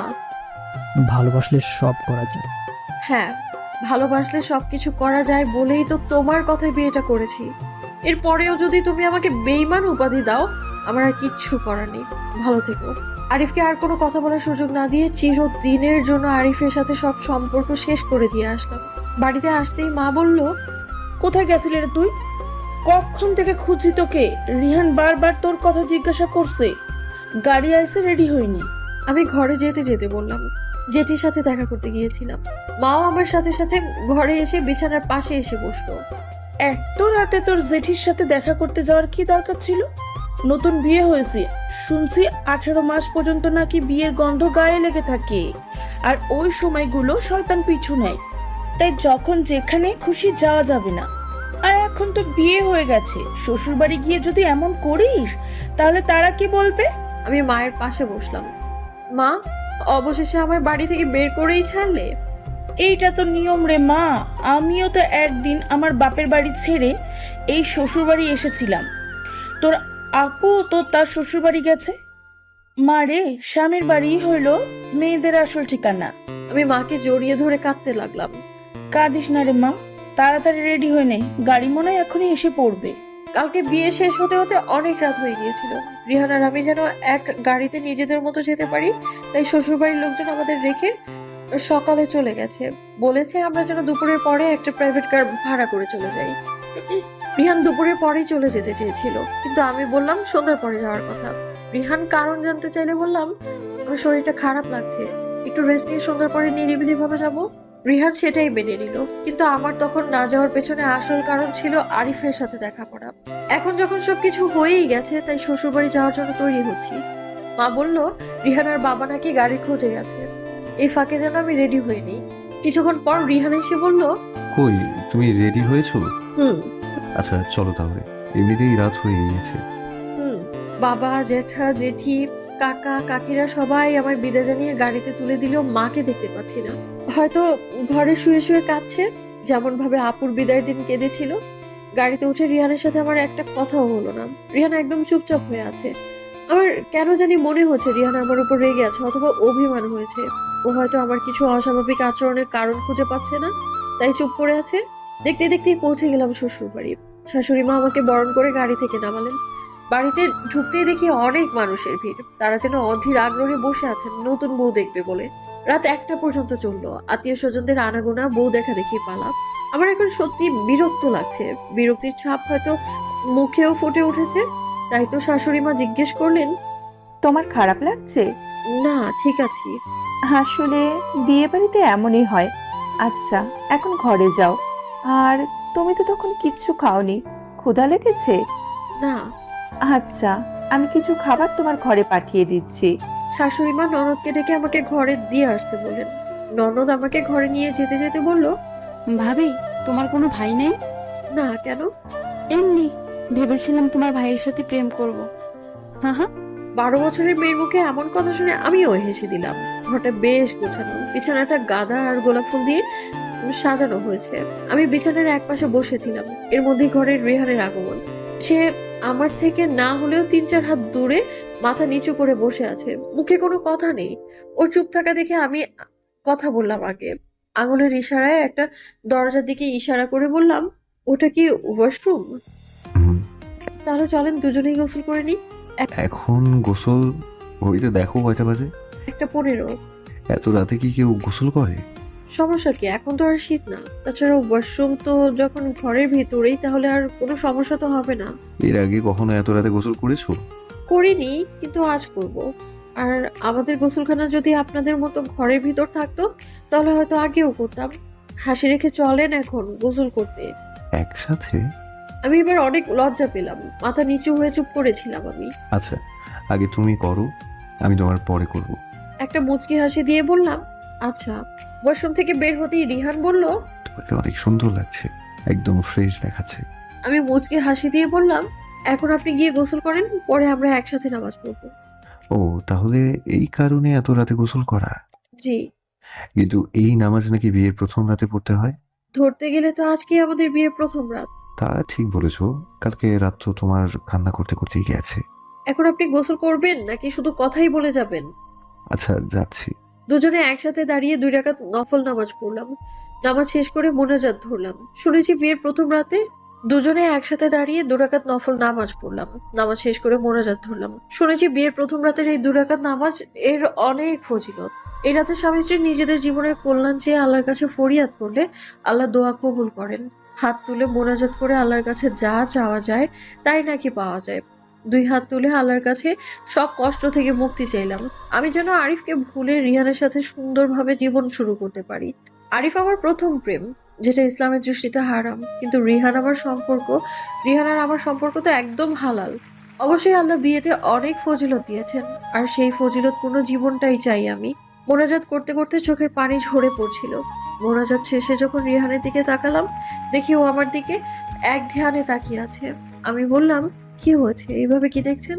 ভাবছি তোমার এত কষ্ট কিসের, কালকে থেকে শুধুই কেঁদে যাচ্ছ। মেয়েদের বাবার বাড়ি ছেড়ে যাওয়ার কথা উঠলেই কান্না আসে, সেটা আপনি ছেলে হয়ে বুঝবেন না। দুজন পাশাপাশি বালিশে মাথা দিয়ে শুয়ে পড়লাম। রিহান আমার হাত ধরে বলতে লাগলো, জানো কালকে তোমার কান্না দেখে আমি কত কষ্ট পেয়েছিলাম। আমার তো মনে হচ্ছিল আমি তোমাকে জোর করে বিয়ে করেছি। আমি বুঝতে পারলাম না কোন কারণে তুমি এভাবে কাঁদছো। আজকে সারাদিনও এই একই জিনিসটাই আমার মাথায় ঘুরপাক খেয়েছে। সরি বলতে হবে না, তোমার মুখের হাসিতে আমার সব কষ্ট হারিয়ে যায়। তোমাকে মন থেকে এখন, আচ্ছা তোমার মন কি এখন ভালো হয়েছে? একটা কথা বলবো? বলেন। তুমি আর কখনো আরিফকে অমন করে জড়িয়ে ধরবে না। তুমি জানো না তখন আমার কতটা কষ্ট হচ্ছিল। কেন কষ্ট হয়েছে? আমি তো আপনার বন্ধুকে জড়িয়ে ধরেছি, অন্য কাউকে তো না। থাক বন্ধু, তাই বলে আমার স্ত্রী তাকে জড়িয়ে ধরবে এটা আমি সহ্য করতে পারবো না। আমি তো তখন ভয় পেয়ে গেছিলাম, মনে হচ্ছিল তুমি আরিফকে ভালোবাসো, কিন্তু পরে আবার তওবা করলাম আমার এমন উল্টাপাল্টা ভাবার জন্য। আচ্ছা, আমাদের কাছে কি আরিফকে ছাড়া আর কোনো টপিক নেই কথা বলার? না মানে অনেকক্ষণ ধরে এই একটা বিষয় নিয়ে কথা বলে যাচ্ছি। আছে তো। এই বলে রিহান আমাকে তার বুকের মধ্যে জড়িয়ে নিলেন, কপালে চুমু খেয়ে বলল, আমি তোমাকে অনেক ভালোবাসি। আমিও। রিহান আমাকে আরো কাছে টেনে নিল, আমিও তাকে বাধা দিইনি। মনের কষ্টটা মনেই থাক, ফেলে আসা সময়ের কষ্টগুলো না হয় রিহানের অজানাই থাক। আমি রিহানকে কোনো কষ্ট দিতে চাই না, সারাটা জীবন ওকে জড়িয়ে ধরে এভাবেই সুখে জীবন কাটাতে চাই। তোমার সাথে আরিফের কতদিনের সম্পর্ক? এমন প্রশ্নে রীতিমতো হকচকিয়ে উঠল ফারিয়া। সকালবেলা বাড়ির সবাই নতুন বউয়ের হাতে চা খাওয়ার আবদার করলো। তার জন্যই রান্নাঘরে আসা ফারিয়ার শাশুড়ি মা ফারিয়ার মেজো যাকে বলল, তুমি নতুন বউকে গিয়ে সাহায্য করো, কোথায় কি আছে ও তো আর জানে না, তুমি দেখিয়ে দিও। জি মা। ফারিয়া যখন এক মনে চা বানাতে ব্যস্ত, তখনই সুযোগ বুঝে প্রশ্নটা করে ফেললো রিনা, মানে ফারিয়ার মেজো যা। কি হলো, চুপ করে আছো কেন? কতদিনের প্রেম তোমাদের? জি আসলে তেমন কিছু না, আরিফ আর আমি জাস্ট গুড ফ্রেন্ড। গুড ফ্রেন্ডের সাথে বুঝি পালিয়ে যাওয়ার প্ল্যান করছিলে? এমন প্রশ্নে কোনো উত্তর খুঁজে পাচ্ছিল না ফারিয়া। ভয়ে কেমন যেন গলা শুকিয়ে আসছিল। কয়টায় জানি দেখা করার কথা ছিল? ও মনে পড়েছে, সন্ধ্যা 7টায়। তা দেখা কি করেছিলে, নাকি তোমার অপেক্ষা করতে করতে তোমার প্রেমিক একাই পালিয়ে গেছে? আমি কিছু বলতে পারছিলাম না, পাথরের ন্যায় দাঁড়িয়েছিলাম। আমি তো ভেবেছিলাম রেহানকে রাতে একাই ফিরতে হবে, তুমিও সাথে এসেছো দেখে আমি তো রীতিমতো শকড হয়ে গিয়েছিলাম। ফারিয়া শুধু ভাবছিল উনি এসব কিভাবে জানলেন। এই নাও তোমার প্রাণপ্রিয় প্রেমিকের চিঠি, যেটা কাল সকালে আমাদের বড় চায়ের ছোট ছেলেটার হাতে পেয়েছিলাম। উনি হাত বাড়িয়ে আমাকে একটা চিঠি দিলেন, আমি ওনার হাত থেকে চিঠিটা নিতে চাইলে উনি দিয়েও আবার খপ করে নিয়ে নিলেন। থাক, তুমি তো কাজ করছো, কাজ করো, আমি পড়ে শোনাই। উনি পড়তে লাগলেন, প্রিয় ফারিয়া, আমার এখন মনে হচ্ছে আমি তোমাকে বিয়ে করতে বলে ভুল করেছিলাম। ভেবেছিলাম তুমি কাছাকাছি থাকলে তোমাকে হারানোর কষ্ট কিছুটা কম হবে, বাট এখন দেখছি কষ্টটা আরো বহুগুণ বেড়ে গেছে। জিজ্ঞেস করব না তুমি কেমন আছো, কারণ আমি জানি তুমি ভালো নেই। জানো আমিও ভালো নেই, তোমাকে বলে বোঝাতে পারবো না কালকের রাতটা আমার কিভাবে গেছে। শুনেছিলাম সিগারেটের ধোঁয়ার সাথে নাকি কষ্ট মিলিয়ে যায়। কালকে রাতে তো সিগারেট খেয়ে দেখলাম, কই কষ্ট একটুও কম হলো না, বরং মাথায় ভীষণ ব্যথা ধরলো। জীবনে প্রথম খেয়েছি বলেই হয়তো তোমাকে কবুল বলতে নিষেধ করার পরেও তুমি কবুল বলে দিলে। অবশ্য এখানে তোমারও কিছু করার ছিল না। জানো, তোমার বিয়ের মিষ্টিটা আমি পিঁপড়েদের মাঝে একটু একটু করে বিলিয়ে দিয়েছি, কারণ ওটা আমার কাছে মিষ্টি নয়, বিষ মনে হচ্ছিল। আসলে আমরা যতক্ষণ পরিস্থিতির উপর দিয়ে না যাই ততক্ষণ বুঝতে পারি না আমরা ওই পরিস্থিতির উপযুক্ত কিনা। আমিও তেমনই আগে বুঝতে পারিনি যে এতটা ভেঙে পড়বো। যাই হোক, ভুল তো মানুষেরই হয়, আমাদেরও হয়েছে, বিশেষ করে আমার ভুল হয়েছে, যার মাসুল তোমাকেও দিতে হচ্ছে। এখন আমি সেই ভুলটা শুধরাতে চাই। আজকে রাতে আমরা ঢাকায় পালিয়ে যাব, পরে বিয়ে করে নেব। আমি আমাদের বন্ধুদের বলে সবকিছু ম্যানেজ করে রেখেছি, বাসের টিকিটও কাটা হয়ে গেছে। হয়তো তুমি যেদিন সব ছেড়ে পালিয়ে যেতে চেয়েছিলে সেদিন পালিয়ে গেলেই ভালো হতো, আপাতত এত কষ্টের মধ্যে দিয়ে যেতে হতো না আমাদের। যাই হোক, সন্ধ্যা 7টায় দেখা করবে, তারপর আমরা আর একটু ভালোভাবে আলোচনা করে রাতে রওনা হবো ঢাকার উদ্দেশ্যে। ঢাকায় এক বন্ধুর বাসায় উঠবো, তারপর ওইখানে আমাদের পরবর্তী প্ল্যান হবে। খুব সাবধানে করতে হবে সবকিছু। ইতি আরিফ মাহমুদ। চিঠিটা পড়াও শেষ, শাশুড়িও রান্নাঘরে এসে হাজির। কি গো নতুন বউ, চা এখনো হয়নি? তোমার শ্বশুর চায়ের অপেক্ষায় বসে আছে। জি হয়েছে। আচ্ছা তাহলে নিয়ে এসো। যে আসছি। মেজো চায়ের দিকে তাকাতেই উনি আমাকে বললেন, যাও তাড়াতাড়ি চা নিয়ে এসো, সবাই অপেক্ষায় আছে, নতুন বউয়ের হাতে চা খাবে। আমি তাই করলাম। চা খেয়ে সবাই অনেক প্রশংসা করলো, যা এতটাও ভালো হয়নি যতটা ওনারা বলছেন। তবে আমাকে খুশি করার জন্যই তাদের এই প্রশংসা। তাদের এমন ব্যবহারে আমি অনেক খুশি হলেও চিঠিটা নিয়ে অনেক টেনশন হচ্ছিল। আপু আসলো মাত্র আমি কি করছি দেখার জন্য। বিয়ের পরদিন তো অনেক কেঁদেছিলাম, আজকেও কাঁদছি কিনা, তাই সকাল সকাল আপুর আগমন। আপুদের বাড়ি নাকি কাছেই, 5-7 মিনিটের রাস্তা। আপু আসতে বড় যা আপুকে চা এনে দিয়ে বললেন, দেখো তোমার বোন চা বানিয়েছে, ভালোই হয়েছে। যাক, আমাদের বাড়িতে এসে চা বানানো শিখে গেছে। বাড়িতে তো কোনো কাজই করতো না। ফারিয়ার শাশুড়ি মা বললেন, আস্তে আস্তে সব শিখে যাবে, সংসার সামলাতে হবে তো। জি জেঠিমা, আপনারা একটু দেখিয়ে দেখিয়ে দিলে ও সবই করতে পারবে। ঘরে যাও মা, দুই বোন একসাথে গিয়ে কিছুক্ষণ গল্প করলে ফারিয়ার ভালো লাগবে। আচ্ছা জেঠিমা। আমি কি খেয়েছি, এই বাড়িতে কেমন লাগছে, আপু এইসব প্রশ্ন জিজ্ঞেস করছিল আমায়। আমি শুধু আপুর প্রশ্নের উত্তর দিয়ে গেলাম। অনেকক্ষণ থাকার পর আপু বলল, এখন চলে যাই, পরে আবার আসবো। আমি তখন কাঁদতে লাগলাম। এই বাড়িতে আমি নতুন, তাই মন টিকছে না এখানে। আপু বলল, কাঁদিস না, কালকে তো বাবা নিতে আসবে, তখন বাড়ি যেতে পারবি। আমি আপুকে বিদায় দিয়ে যখন দরজার সামনে এসে দাঁড়ালাম, মেজোজা এসে বলল, নতুন বউ এভাবে দরজার সামনে দাঁড়িয়ে থাকলে মানুষ খারাপ বলবে, যাও ভিতরে যাও। আমি তার কাছে চিঠির ব্যাপারে বলতে গিয়েও বলতে পারছিলাম না। উনি মনে হয় সেটা আজ করতে পেরেই জিজ্ঞেস করলেন, কিছু বলবে? আপু চিঠিটা? পুড়িয়ে ফেলেছি। থ্যাংক ইউ আপু। আর সরি, আসলে ওই সব কিছু আমার অতীত। এখন আমি নতুন ভাবে জীবন শুরু করতে চাই। সেটাই করা উচিত। দোয়া করবেন আপু। অবশ্যই। এই বলে মেজোজা চলে গেলেন। আমিও আমার ঘরে চলে আসলাম। উনি চিঠিটা পুড়িয়ে ফেলার কথা বলেও আমার কেন জানি একটু সন্দেহ লাগছে। আসলে কি চিঠিটা পুড়িয়ে ফেলেছে, নাকি অবশ্য উনি যেটা বলেছেন সেটা বিশ্বাস করা ছাড়া আমার কাছে তো আর অন্য কোনো অপশন নেই। বিয়ের 4 দিনের মাথায় রিহান ঢাকা চলে গেল। আমি শ্বশুর বাড়িতে রয়ে গেলাম। বাবা এসে আমাদের নিয়ে গিয়েছিল। 2 দিন থাকার পর শ্বশুর গিয়ে নিয়ে এসেছেন। রিহান চলে যাওয়ার সময় স্বাভাবিকভাবে আমার খারাপ লাগছিল, কারণ এই বাড়িতে রিহানই একজন যাকে আমি খুব কাছ থেকে চিনি, আপন মনে হয়। ও ছিল বলে এই বাড়িতে একটু ভালো লেগেছিল। এখন ও চলে গেলে আমি একা হয়ে যাব। মন খারাপ দেখে রিহান বলল, মন খারাপ করো না, আমি আবার সামনের মাসে আসবো। যদি বেশি খারাপ লাগে আপুর কাছে গিয়ে কিছুক্ষণ সময় কাটিয়ে আসবে, ভালো লাগবে। আর আমি তো ফোন করবই। ঠোঁটের কোণে হাসি ফুটিয়ে বিদায় জানালাম রিহানকে। রিহান চলে যাওয়ার পর এই ঘরটাতে আমার একা একা থাকতে হবে, এটা ভেবেই ভয় লাগছে। এমনিতে আমি ভয় তেমন একটা পাই না, কিন্তু নতুন জায়গা তো, তাই আর কি। শাশুড়ি জিজ্ঞেস করলো, তোমার একা থাকতে সমস্যা হবে না তো? আমি চুপ করে রইলাম। আমার চুপ থাকা দেখে শাশুড়ি বুঝলেন আমি একা থাকতে চাইছি না। তাহলে তুমি রিমিকে সাথে নিয়ে ঘুমিও। জি মা। রিমি হলো আমার ননদ, একটাই বোন রিহানের। মাত্র 12 বছরের মেয়ে হলেও কথা বলে পাকা বুড়ির মতো। রিমিকে নিয়ে আমি রাতে ঘুমাই। ও অনেক কথা বলে, গল্প করে। রাতে খুব বায়না ধরে আমার কাছ থেকে গল্প শোনার জন্য। কখনো বলি, আবার কখনো কখনো এড়িয়ে যাই। মাঝে মাঝে বলি, আজকে তুমি গল্প বলো, আমি শুনি।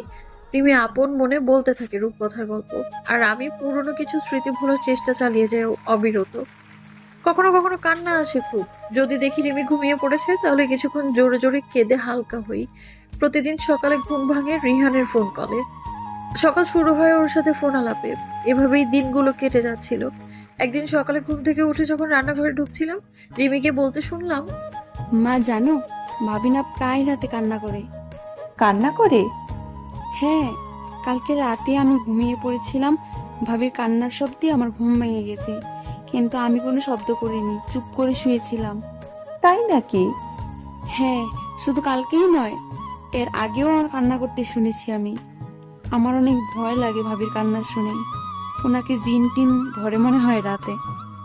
না রে, মনে হয় ওর মায়ের জন্য মন খারাপ হয়, তাই কাঁদে। আমি রিমির কথা শুনে একটু ভয় পেলাম। জানি না শাশুড়ি এখন এটাকে কিভাবে নেবে। আমি যে এত রাতে মায়ের জন্য কাঁদবো না, এটা বোঝার যথেষ্ট জ্ঞান ওনার আছে। এর মধ্যে ফোনটা বেজে উঠলো, রিহানের ফোন। আমি রিসিভ করতে শাশুড়ি বললেন, তোমার কথা বলা শেষ হলে আমাকে একটু দিও ফোনটা, কথা আছে। আমি কথা না বলে শাশুড়িকে আগে কথা বলতে দিলাম। শাশুড়ি আর রিহানের মধ্যে কথা চলছিল। কি রে বাবা, কেমন আছিস? ভালো আছি, তুমি কেমন আছো? ভালো। কবে আসবি বাড়িতে? কি বলো মা, বাড়ি থেকে মাত্র আসলাম, 11 দিন হলো, এখনই জিজ্ঞেস করছো বাড়ি যাওয়ার কথা? একটু ছুটি নিয়ে আয় না বাবা। বৌমা একা একা থাকে, তোর জন্য অনেক কান্না করে। আমার জন্য কান্না করে? হ্যাঁ, তোর জন্যই। একদিনের জন্য ছুটি নিয়ে হলেও আয়, পরে না হয় আবার বেশি দিনের ছুটি নিয়ে আসিস। আচ্ছা, বাবা কেমন আছে? হ্যাঁ, ভালোই আছে। ওনাদের কথা শেষ হলে শাশুড়ি আমার কাছে ফোনটা দিয়ে চলে গেলেন উঠানে। আমি হ্যালো বলতেই রিহান বলল, তুমি নাকি আমার জন্য কান্না করো? আমি চুপ করে থাকলাম। কি বলবো ভেবেই পাচ্ছিলাম না। কান্না করো না, দেখি আমি কাল পরশু একদিনের ছুটি নিয়ে বাড়িতে আসবো, কেমন? হুম, আমি একটা দিকে নিশ্চিত হলাম। ভাগ্যিস শাশুড়ি ব্যাপারটাকে এভাবে নিয়েছেন, অন্যভাবে নেবেন বলে আমার ভয় ছিল।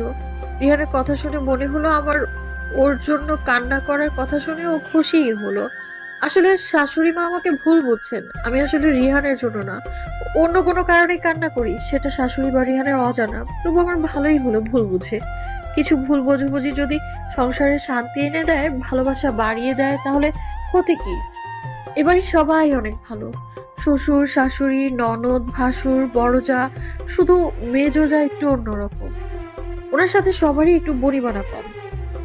আমার উপর উনি তো রীতিমতো হুকুম জারি করেই রাখেন। সবার চেয়ে আমাকেই তার অত্যাচার বেশি সইতে হয়। আরিফের চিঠির ব্যাপারে উনি জানেন বলে একটু বেশি হুকুম চালান আমার উপর। আমিও কিছু বলতে পারি না, ভয় হয় কিছু বলে যদি চিঠির ব্যাপারটা সবাইকে বলে দেয়। বিয়ের 6 মাস পর বুঝতে পারলাম আমি কনসিভ করেছি। ব্যাপারটা শুনে আমার বা শ্বশুরবাড়ির মানুষ অতটা খুশি না হলেও রিহান অনেক খুশি ছিল। শ্বশুরবাড়ির সবাই চেয়েছিল আমি পড়াশোনা কন্টিনিউ করি। আমারও বিয়ের আগে সেটাই ইচ্ছে ছিল, কিন্তু বিয়ের পর মনে হলো লেখাপড়া করে আর কি হবে, যতটুকু করেছি সন্তান মানুষ করার জন্য এতটুকুই যথেষ্ট। তাই বলে আমি ইচ্ছে করে বাচ্চা নিইনি, ভুলবশত হয়ে গেছে। শ্বশুরবাড়ির প্রতিক্রিয়া দেখে মাও ওনাদের মতো বললেন, বাচ্চাটা না হয় নষ্টই করে ফেল। মা তুমিও? ওরা যখন চাই তুই পড়াশোনা চালিয়ে যা, তাই বললাম। মায়ের কথা শুনে আমার অনেক রাগ হলো।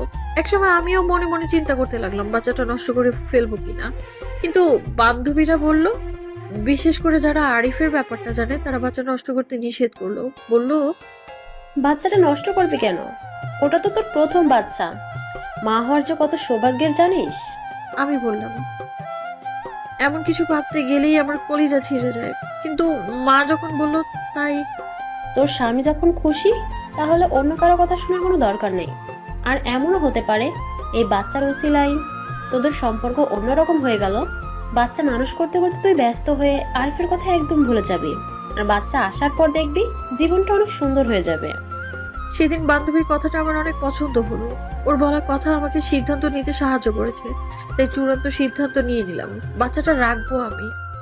এই গর্ভকালীন অবস্থায় রিহানের অনেক যত্ন পেয়েছি আমি। বাড়ির সবাই প্রথমে একটু দ্বিমত থাকলেও এখন সবকিছু স্বাভাবিক হয়ে গেছে। রিহান দূরে থাকায় আমাকে তেমন সময় দিতে না পারলেও যে কয়দিন বাড়ি এসে থাকে খুব যত্ন নেয় আমার। দেখতে দেখতে আমার কোল আলো করে ফুটফুটে একজন মেয়ে সন্তান আসলো। সবাই দেখে বলে একদম মায়ের মতোই সুন্দরী হয়েছে। এই কথাটা রিহানের অনেক ভালো লাগে, আমারও। নিজেকে অনেক সুখী মনে হতে লাগলো। কিন্তু যখনই নিজেকে সুখী ভাবি, তখনই মনের ভেতর আতঙ্কের ঝড় বয়ে যায়। মনে পড়ে যায় ওই চিঠির কথাটা। আমি জানি এই চিঠির কথা একদিন সবার সামনে আসবেই। আমি যখন আমার জায়ের কথা মতো চলতে না পারবো, তখন তিনি একটা দুর্ঘটনা ঘটানোর সম্ভাবনা আছে, সেটা আমি জানি। আর উনি যেভাবে আমার উপর হুকুম চালান, তাতে মনে হয় না খুব বেশি দিন আমি তার কথা মতো চলতে পারবো। সবসময় অন্য একজনের মন মতো চলা তো সম্ভব না। আমি মানুষ, কোনো রোবট তো না। মাঝে মাঝে ভাবি নিজের থেকে সব বলে দিই রিহানকে, কিন্তু বলার সাহস আর হয়ে ওঠে না। একদিন মেজোজা আমার সাথে খুব কথা কাটাকাটি হলো। তার সাথে মেজোজায়ের সাথে কথা কাটাকাটি কোনো ব্যক্তিগত বিষয় নিয়ে নয়, একটা জমির বিষয় নিয়ে।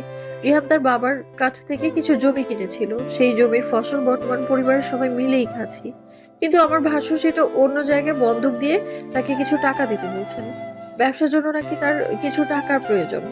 পরে যখন তার ব্যবসা একটু ভালো হবে, তখন উনি জমিটা ছাড়িয়ে দেবেন। তো রিহান কেন জানি রাজি হলো না। বলল, ভাই, তুমি আগেও আমার কাছ থেকে টাকা ধার নিয়েছো, এগুলো এখনো দাওনি, তাই এখন আমি তোমাকে আর টাকা দিতে পারবো না। তাছাড়া এই জমির ফসলে আমার সংসারের অনেক হেল্প হয়, জমিটা বন্ধক দিলে দেখা যাবে চাউল কিনে খেতে হবে। ভাসুর মুচকি হেসে বললেন, অনেকবার তো দিয়েছিস, আরেকবার দে, এবার তোর টাকা ফেরত দেব, কথা দিলাম।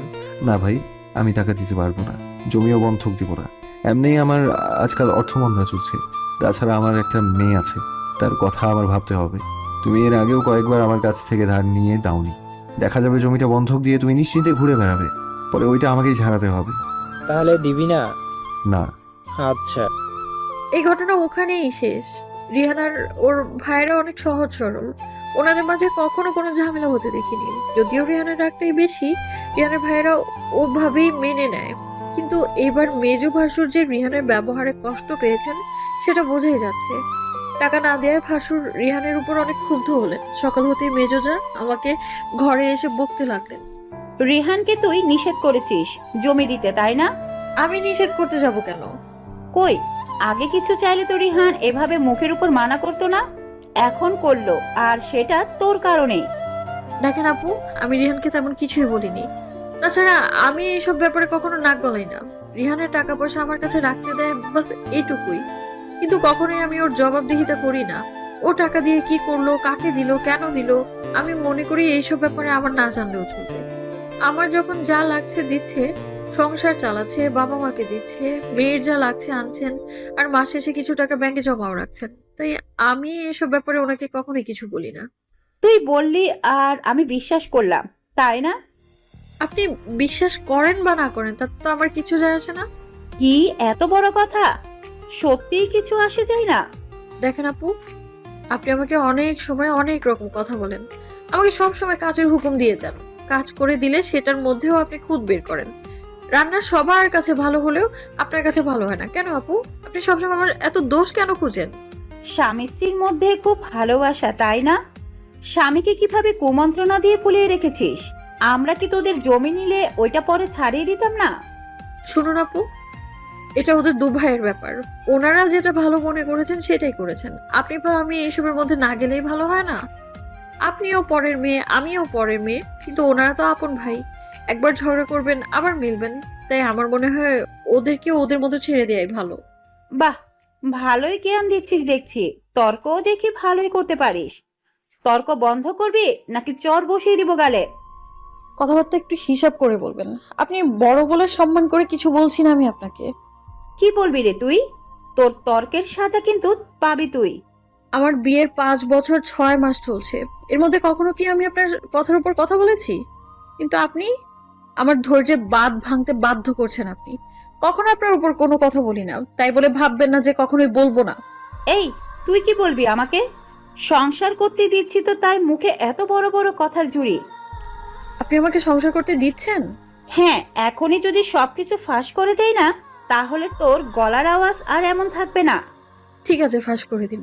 যদি রিহানা আমাকে সত্যি ভালোবেসে থাকে তাহলে ও ব্যাপারটা বুঝবে, আর যদি আমার প্রতি ওর ভালোবাসায় ঘাটতি থাকে তাহলে ওর যা করার করবে, আমি তার জন্য প্রস্তুত। আচ্ছা, তাহলে রেডি থাকিস সংসার ভাঙার কষ্ট সহ্য করার জন্য। কষ্ট? রোজ রোজ এমন আতঙ্ক নিয়ে বাঁচার চেয়ে একেবারে সব শেষ হয়ে যাওয়াই ভালো। এই বলেই ওখান থেকে চলে আসলাম। রাগের মাথায় অনেক কিছু বলে ফেলেও এখন ভয় হচ্ছে সত্যি সত্যি না সংসারটা ভেঙে যায়। এমন কিছু হলে আমার মেয়েটার কি হবে? তারপর থেকে রোজ রোজ তার সাথে কিছু না কিছু নিয়ে ঝামেলা চলতেই থাকে। এইসবে আমি রীতিমতো মানসিক রোগী হয়ে যাচ্ছিলাম। একদিকে ওনার আমাকে মেন্টালি টর্চার, অন্যদিকে রিহানের বিশ্বাস হারানোর ভয় আমাকে আষ্টে পৃষ্ঠে জাপড়ে ধরেছে। আমি ধরেই নিলাম রিহান এবার বাড়িতে আসলে হয়তো মেজোজা রিহানকে সবটা জানাবেন। প্রতি মাসে 10 তারিখের দিকে রিহান বাড়ি আসে, এইবারও আসলো। রিহান আমাকে দেখে জিজ্ঞেস করলো, কি হয়েছে তোমার? তুমি কি অসুস্থ? না তো, ঠিক আছি। তোমাকে দেখে তো মনে হচ্ছে না তুমি ঠিক আছো। কেমন শুকিয়ে কালো হয়ে গেছো, চোখের নিচে কালো দাগ পড়েছে। দেখে মনে হচ্ছে কতদিন ধরে ঘুমাও। সুন্দর উজ্জ্বল মুখটা কেমন মলিন হয়ে আছে। কি হয়েছে তোমার বলো তো? বড় যা বললেন। ফারিয়াকে একটু ভালো ডাক্তার দেখাও রিয়ান, ঠিক মতো খায়ও না আজকাল। রিহান আর আমি আর কোনো কথা না বলে দুজনেই ঘরে চলে আসলাম।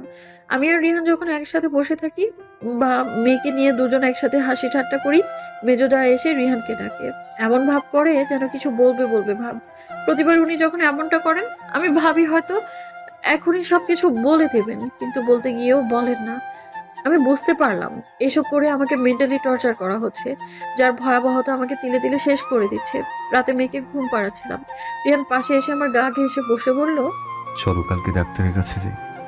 কেন? তোমাকে ডাক্তার দেখাবো। আমার তো কিছু হয়নি। কিছু না হলে তোমাকে এমন অসুস্থ দেখাচ্ছে কেন? আমি মেয়েকে ঘুম পাড়িয়ে আমার কাছ থেকে একটু দূরে শুইয়ে রাখলাম। আমার পাশে রিহানকে শোয়ার জায়গা করে দিলাম। রিহান আমাকে জড়িয়ে ধরলো। আমি রিহানের বুকে মাথা রেখে বললাম, একটা কথা বলবো? বলো। সবাই তো স্বামী স্ত্রী একসাথে থাকে, আমরা কি একসাথে থাকতে পারি না? আমার কথা শুনে রিহান অবাক হলো বটে, তাও বলল, আমরা কি আলাদা? আলাদা না, আবার একসাথেও না। হিসেব করে দেখো, বছরে কয়দিন তোমার সাথে আমার দেখা হয়? তুমি বলো। 12 মাসে 24 দিন। প্রতি মাসে বাড়ি এসে 2 দিন করে থাকো। আর এই 5.5 বছরে তোমার সাথে আমার মোট দেখা 314 দিন, মানে গড়ে 1 বছরও না। এটা কি তোমার অভিযোগ? অভিযোগ না, আকাঙ্ক্ষা বলতে পারো। তোমাকে এখনো আমার অচেনা মনে হয়। তাই নাকি? হুম। আর আমাদের মেয়েই বা তোমাকে কতক্ষণ কাছে পায় বলো? এই 2 দিনে তো তুমি নানান কাজে ব্যস্ত থাকো। আমার মেয়েরও তো তার বাবাকে কাছে পেতে ইচ্ছে করে, তাই না? অন্য বাচ্চাদের মতো। আর তোমার? সবার মতো আমারও তো ইচ্ছে করে প্রতি রাতে স্বামীর বুকে মাথা রেখে ঘুমাতে। আমারও যে ইচ্ছে করে না বলবো না, কিন্তু রিহান, তুমি আমাকে তোমার কাছে নিয়ে যাবে? রিহান চুপ করে আছে, তাই আমি বললাম, তুমি না আমাকে ডক্টর দেখাতে চাও? আসলে কি ডক্টর আমাকে আমার রোগ সারাতে পারবে? আমার রোগ তো শরীরে নয়, মনে, যার সুরাহা একমাত্র তোমার কাছেই আছে। রিহান কোনো প্রত্যুত্তর করলো না। লম্বা একটা নিঃশ্বাস ছেড়ে আমাকে আরেকটু শক্ত করে জড়িয়ে ধরলো। আমার এইসব বলার কারণ, আমি এখান থেকে দূরে চলে যেতে চাইছি। এখান থেকে দূরে চলে গেলেই হয়তো আমি ভালো থাকবো। রোজ রোজ এই ভয়, মেন্টাল টর্চার আমি আর নিতে পারছি না। রিহান এমনিতে আমাকে অনেক ভালোবাসে, আমার কষ্টও সহ্য করতে পারে না। রিহানকে উপর থেকে দেখে রাগে মনে হলেও ভেতর থেকেও ততটাই নরম মনের মানুষ। আর আমি এখন এই মানুষটাকে ভালোবাসি, সত্যিই ভালোবাসি। তবে জানি না এই ভালোবাসা টিকবে কতদিন। আপাতত এই যন্ত্রণা থেকে মুক্তি চাই, তাই রিহানকে ওই কথাগুলো বললাম আমি। তবে জানি না এই নরক থেকে মুক্তি পাবো কি না। সকালে সবাই যখন একসাথে নাস্তা করছিলাম, রিহান বলে উঠলো, মা অফিস থেকে আমাকে অন্য জায়গায় বদলি করে দিয়েছে। তাই নাকি? কোথায়? মিরপুর 1-এ। ও, কিন্তু মা এখন সমস্যা হলো, ওখানে কোনো ব্যাচেলর ভাড়া দিতে চায় না। আর আমি তো বিবাহিত ব্যাচেলর, কোনো বাসায় খুঁজে পাচ্ছি না। যেখানেই যাই খালি একটাই শর্ত, পরিবার নিয়ে থাকতে হবে। আর নতুন জায়গা হওয়াতে আমার খাওয়ারও খুব সমস্যা হয়ে গেছে, তাই ভাবছি তোমাকে নিয়ে যাবো সাথে করে। কি বলিস এইসব? আমাকে তোর বাবা যেতে দেবে নাকি? আর আমার ঢাকাতে মন টেকে না। একবার তোর মামার বাসায় গিয়েছিলাম, 2 দিন থাকার পর 3 দিনের দিন পাগলের মতো ছুটে এসেছিলাম। তাহলে কি করব? থাকার কষ্ট, খাওয়ার কষ্ট, এত কষ্ট করে কি চাকরি করা যায়? বড় ভাসুর বলল, তাহলে মাকে না নিয়ে তোর বউকে নিয়ে গেলেই তো পারিস। না, ফারিয়াকে নিয়ে গেলে কেমন খারাপ দেখা যায়। ফারিয়া চলে গেলে মা বাবাকে দেখবি কে? মেজোজা ভ্রুকুচকে বলল, যেভাবে বলছো যেন তোমার বউ শুধুমাত্র মা বাবাকে দেখে, আমরা দেখি না। না ভাবি, আমি আসলে ওইভাবে বলতে চাইনি কথাটা। শাশুড়ি বললেন, হ্যাঁ, তুই তোর বউকেই নিয়ে যা, আমাদের কোনো অসুবিধা হবে না। বড় বউ আর মেজো বউ তো আছেই। তাছাড়া আমার ছেলের বউ থাকতে এত কষ্ট করবেই বা কেন? তাহলে কি সত্যি তোমাদের কোনো সমস্যা হবে না? না রে বাবা, ফারিয়া যদি যায় তুই ওকে নিয়ে যা। ফারিয়াকে বলেছিলাম, ও যেতে চায় না, তাই তো তোমাকে নিয়ে যেতে চাইছি। আমি এতক্ষণ ভেবেছিলাম রিহান যা বলছে সত্যি সত্যি বলছে, কিন্তু এখন বুঝতে পারলাম সবটাই সাজানো। শাশুড়ি আমাকে বোঝাচ্ছেন, কেন যাবে না তুমি? তোমার স্বামীর কষ্টের চাইতে কি তোমার এখানে থাকা বেশি জরুরি? আমি চুপ। রিহানের সাথে তুমিও যাবে, বুঝতে পেরেছো? জি মা। ঘরে আসতে আমি রিহানকে জড়িয়ে ধরে একটা চুমু দিলাম। এই প্রথম নিজে থেকে কিছু করলাম। কি এখন খুশি? অনেক। আচ্ছা কালকে তাহলে আমি চলে যাই, আগামী মাসে এসে তোমাকে নিয়ে যাবো। ফ্যামিলি বাসে খুঁজতে হবে, আমি তো মেসে থাকি। আমি রিহানকে আবারও জড়িয়ে ধরলাম, বললাম ঠিক আছে। তার পরের মাসে এসে রিহান আমাকে নিয়ে গেল। শুরু হলো আমার নতুন জীবন। প্রথম দিন গিয়ে সংসারের টুকিটাকি যা লাগে সব কিনলাম। তবে একটু খারাপ লাগছে বাড়ির কথা ভেবে। এর আগে কখনো ঢাকায় আসিনি তো, তাই এখানে সবাই কেমন জানি নিজের মতো থাকে। কেউ কারো বাসায় যায় না, প্রয়োজন ছাড়া কথাও বলে না। তবে নিজের সংসার যে এতটা সুখের হয়, ঢাকা না আসলে আমি বুঝতেই পারতাম না। আমরা 2 রুমের একটা ফ্ল্যাটে থাকতাম। বাসাটা খুব সুন্দর, একদম নিজের মতো করে সাজালাম। সবকিছুই কেমন যেন স্বপ্ন স্বপ্ন মনে হচ্ছিল। আমারও এমন একটা সংসার হবে কখনো ভাবিনি। হ্যাঁ, এটা আমার সংসার, আর এই সংসারটা উপহার দিয়েছেন আমার স্বামী রিহান। সকালে নাস্তা বানানো, দুপুরে মেয়ে নিয়ে স্বামী স্ত্রী একসাথে খাওয়া, আর রাতে স্বামীর বুকে মাথা রেখে ঘুমানো, এই জন্য অন্যরকম এক সুখ। কিন্তু আমি বুঝি না এখানে মানুষ কারোর সাথে তেমন কথা বলে না কেন? অচেনা বলে? গ্রামে তো আমরা অচেনা মানুষ এলেও পেরিয়ে এগিয়ে দিয়ে বসতে বলি, কিন্তু এইখানে আমি গ্রামের মেয়ে, আমি আবার কারোর সাথে কথা বলা ছাড়া থাকতে পারি না। পাশের বাসায় এক ভদ্রমহিলা আমার মতোই, এক মেয়ের মা। প্রায় দেখতাম বারান্দায় বসে ফোন টিপাটিপি করতো। তার বারান্দা আর আমাদের বারান্দায় 4 আঙুলের তফাৎ মাত্র। একদিন আমি তার সাথে কথা বলার চেষ্টা করলাম। এই যে আপু, একটু কথা বলতে পারি? হ্যাঁ বলেন। আপনাদের বাড়ি কোথায়? হাসলেন যে? আপনি যেভাবে বলেছিলেন যে কথা বলবেন, আমি ভাবলাম না জানি কি কথা বলবেন। বাই দ্য ওয়ে, আপনারা মনে হয় নতুন ভাড়াটিয়া, তাই না? জি। ও, তা আপনাদের বাড়ি কোথায়? কিশোরগঞ্জ। আপনার? বগুড়া। আপনার নাম কি? ফারহানা নিশো। আপনার? পারিয়া জান্নাত। বাহ, আপনার নামের সাথে তো আমার নামের প্রথম অক্ষর মিল আছে দেখছি। জি। সেদিনের পর থেকে তার সাথে আমার কথা হতো, মন খুলে কথা হতো। ঢাকাতেও তাহলে মন খুলে কথা বলার মানুষ আছে? ফারহানাকে না দেখলে বুঝতেই পারতাম না আমি। দিনগুলো খুব সুন্দর চলছে। বিকেলে ফারহানার সাথে বাইরে হাঁটতে বেরোতাম। রিহানই বলেছে বাসায় ভালো না লাগলে মেয়েকে নিয়ে বাইরে ঘুরে আসতে। রিহান তো আর সবসময় বাসায় থাকে না। আর ফারহানার ব্যাপারে আমি রিহানকে সব বলার পর রিহান বলল ইচ্ছে হলে রাইমাকে নিয়ে ওনার সাথে বিকেলে বাইরে ঘুরে আসতে। ও, বলা হয়নি, রাইমা আমার মেয়ের নাম। মাঝে মাঝে রিহান, রাইমা আর আমি ঘুরতে বের হতাম। ঘুরতে গেলে ফুচকা চটপটি খেতাম। বাসায় আসার সময় রিহান মেয়েকে আর আমাকে আইসক্রিম কিনে দিত। প্রতিদিন রিহান অফিস থেকে আসার পর ওর সাথে অনেক গল্প করতাম।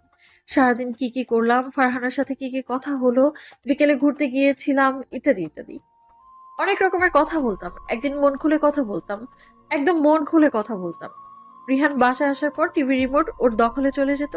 আমিও কোনো আপত্তি করতাম না, বরং ওর পাশে বসে বা শুয়ে একসাথে দুজনে খেলা দেখতাম।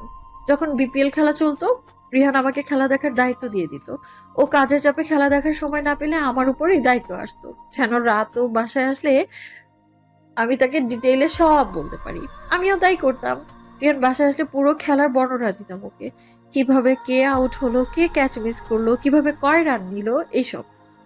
মাঝে মাঝে রিহান আমার পেঁচালে অতিষ্ঠ হয়ে টিভি অফ করে দিত।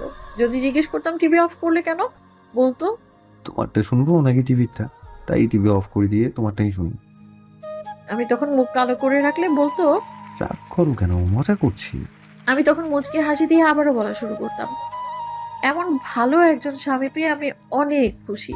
কতটা ভাগ্য ভালো হলে এমন স্বামী পাওয়া যায়, রিহানকে না পেলে তো বুঝতামই না। দেখতে দেখতে আমাদের বিয়ের 6 বছর পূরণ হতে চললো। আর আজকে আমার জন্য সবচেয়ে বড় গিফট অপেক্ষা করছে, জানা ছিল না। কলিং বেলের শব্দে ঘুম ভেঙে গেল। রিহান গিয়ে দরজা খুলতেই পিয়ন একটা চিঠি এগিয়ে দিয়ে বলল, এখানে একটা সই করে দিন। এটা কিসের চিঠি, কে দিয়েছে? সেটা ভাই আমি কিভাবে বলবো? আমার কাজ ঠিকানা অনুযায়ী পৌঁছে দিলাম। ফেসবুক, ইমো, হোয়াটসঅ্যাপ, ইমেল থাকতেও এই যুগেও মানুষ চিঠি পাঠায়? দরজা লাগিয়ে দিয়ে রিহান আমার কাছে এসে বলতে লাগলো, কে যেন চিঠি পাঠিয়েছে? এই যুগে কোন পাগল এমন করতে পারে বলো তো? আমি বললাম, খুলে দেখলেই তো হয়। রিহান খুলে পড়তে লাগলো। চিঠিটা পড়ার পর ওর চোখ কেমন লাল হয়ে গিয়েছিল। আমি কিছু বুঝতে না পেরে হাত থেকে চিঠিটা কেড়ে নিতে দেখলাম সেই 6 বছর আগে আরিফের চিঠিটা। ঠিকানাটা আরিফের বাড়ির ঠিকানায়। অবশ্য আমি জানি এটা কার কাজ, আর ঠিকানাটা এক হওয়াই স্বাভাবিক, কারণ ওদের বাড়ি তো কাছাকাছি। চিঠিটা এতদিন খুব যত্ন করে রেখে দিয়েছিলেন উনি। এই সময়টার অপেক্ষাতেই হয়তো ছিলেন। কথায় আছে না, কপালে নাইকো ঘি, ঠকঠকালে হবে কি? আমার দশাও হলো ঠিক তেমনই। আমার সুখের সংসারে অন্ধকার নেমে এলো। রিহান কাকে যেন ফোন করে আসতে বললো। আমি রিহানকে চিঠির ব্যাপারে কিছু বলতে চাইলে ও বলল, প্লিজ চুপ থাকো, না হলে আমি উল্টাপাল্টা কিছু করে ফেলবো। রিহানের এমন কথা শুনে আর কথা বলার সাহস হলো না। আমি ভাবছিলাম কাকে আসতে বলো রিহান, আর মেজাজের অভাবে এভাবে চিঠি পাঠানোর মানেটা কি? উনি তো হাতেই চিঠিটা দিতে পারতেন। তার মানে কি উনি এটা বোঝাতে চাইছেন যে বর্তমানে আরিফের সাথে আমার সম্পর্ক চলছে আর চিঠিটা আরিফ পাঠিয়েছে? রিহান কিছুক্ষণ পর বাসা থেকে বের হয়ে গেল। কোথায় যাচ্ছে জিজ্ঞেস করার সাহসও হলো না আমার। অফিসে যে যাচ্ছে না এটা শিওর, কারণ নর্মাল ড্রেস পরে বের হয়েছে। মনে মনে ভাবলাম রিহান বাসায় আসলে ওকে সবটা খুলে বলবো। এখন রেগে আছে, তাই আমার কথা শুনতে চাইছে না। কিন্তু রাতে যখন রাগ কমবে, ঠান্ডা মাথায় সব শুনলে আশা করি ও সবটা বুঝতে পারবে। দুপুর গড়িয়ে বিকেল হতে চললো, মানুষটার কোনো খবরই নেই। সারাদিন খাওয়া হয়নি, রান্নাও করিনি আজকে। রাইমাকে বাইরে থেকে পরোটা কিনে এনে খাইয়ে দিয়েছি। আসরের আজান দিচ্ছে, এর মধ্যেই কলিং বেল বেজে উঠলো। আমি মনে স্বস্তি অনুভব করলাম, বুঝলাম রিহান এসেছে। মনে মনে ঠিক করলাম রিহানের পায়ে ধরে ক্ষমা চেয়ে সবকিছু ঠিক করে নিব। ভাবতে ভাবতেই দরজাটা খুলছিলাম আমি। দরজা খুলে আমি চমকে উঠলাম। বাবা, তুমি এখানে? জামাই সকালে ফোন দিয়ে জরুরিভাবে আসতে বললো। তোদের কি কোনো ঝামেলা হয়েছে? বাবা ভেতরে এসে পরে কথা বলো। আমি বাবার জন্য রান্না করতে যাচ্ছিলাম, কিন্তু বাবা বলল এখন রান্না করতে হবে না, রিহান আমাকে হোটেলে খাইয়েছে। রিহানের সাথে তোমার দেখা হয়েছে বাবা? হ্যাঁ, রিহানি তো আমাকে বাস স্টেশন থেকে এগিয়ে আনলো। তোমার সাথে কি রিহানও খেয়েছে? না, ও বললো বাসা থেকে নাকি খেয়ে বের হয়েছে। আমিও বললাম বাসায় গিয়ে খাবো, কিন্তু রিহান বলল তুই নাকি আমার আসার কথা জানিস না, তাই হোটেলে খাওয়ালো। রিহান কোথায় এখন?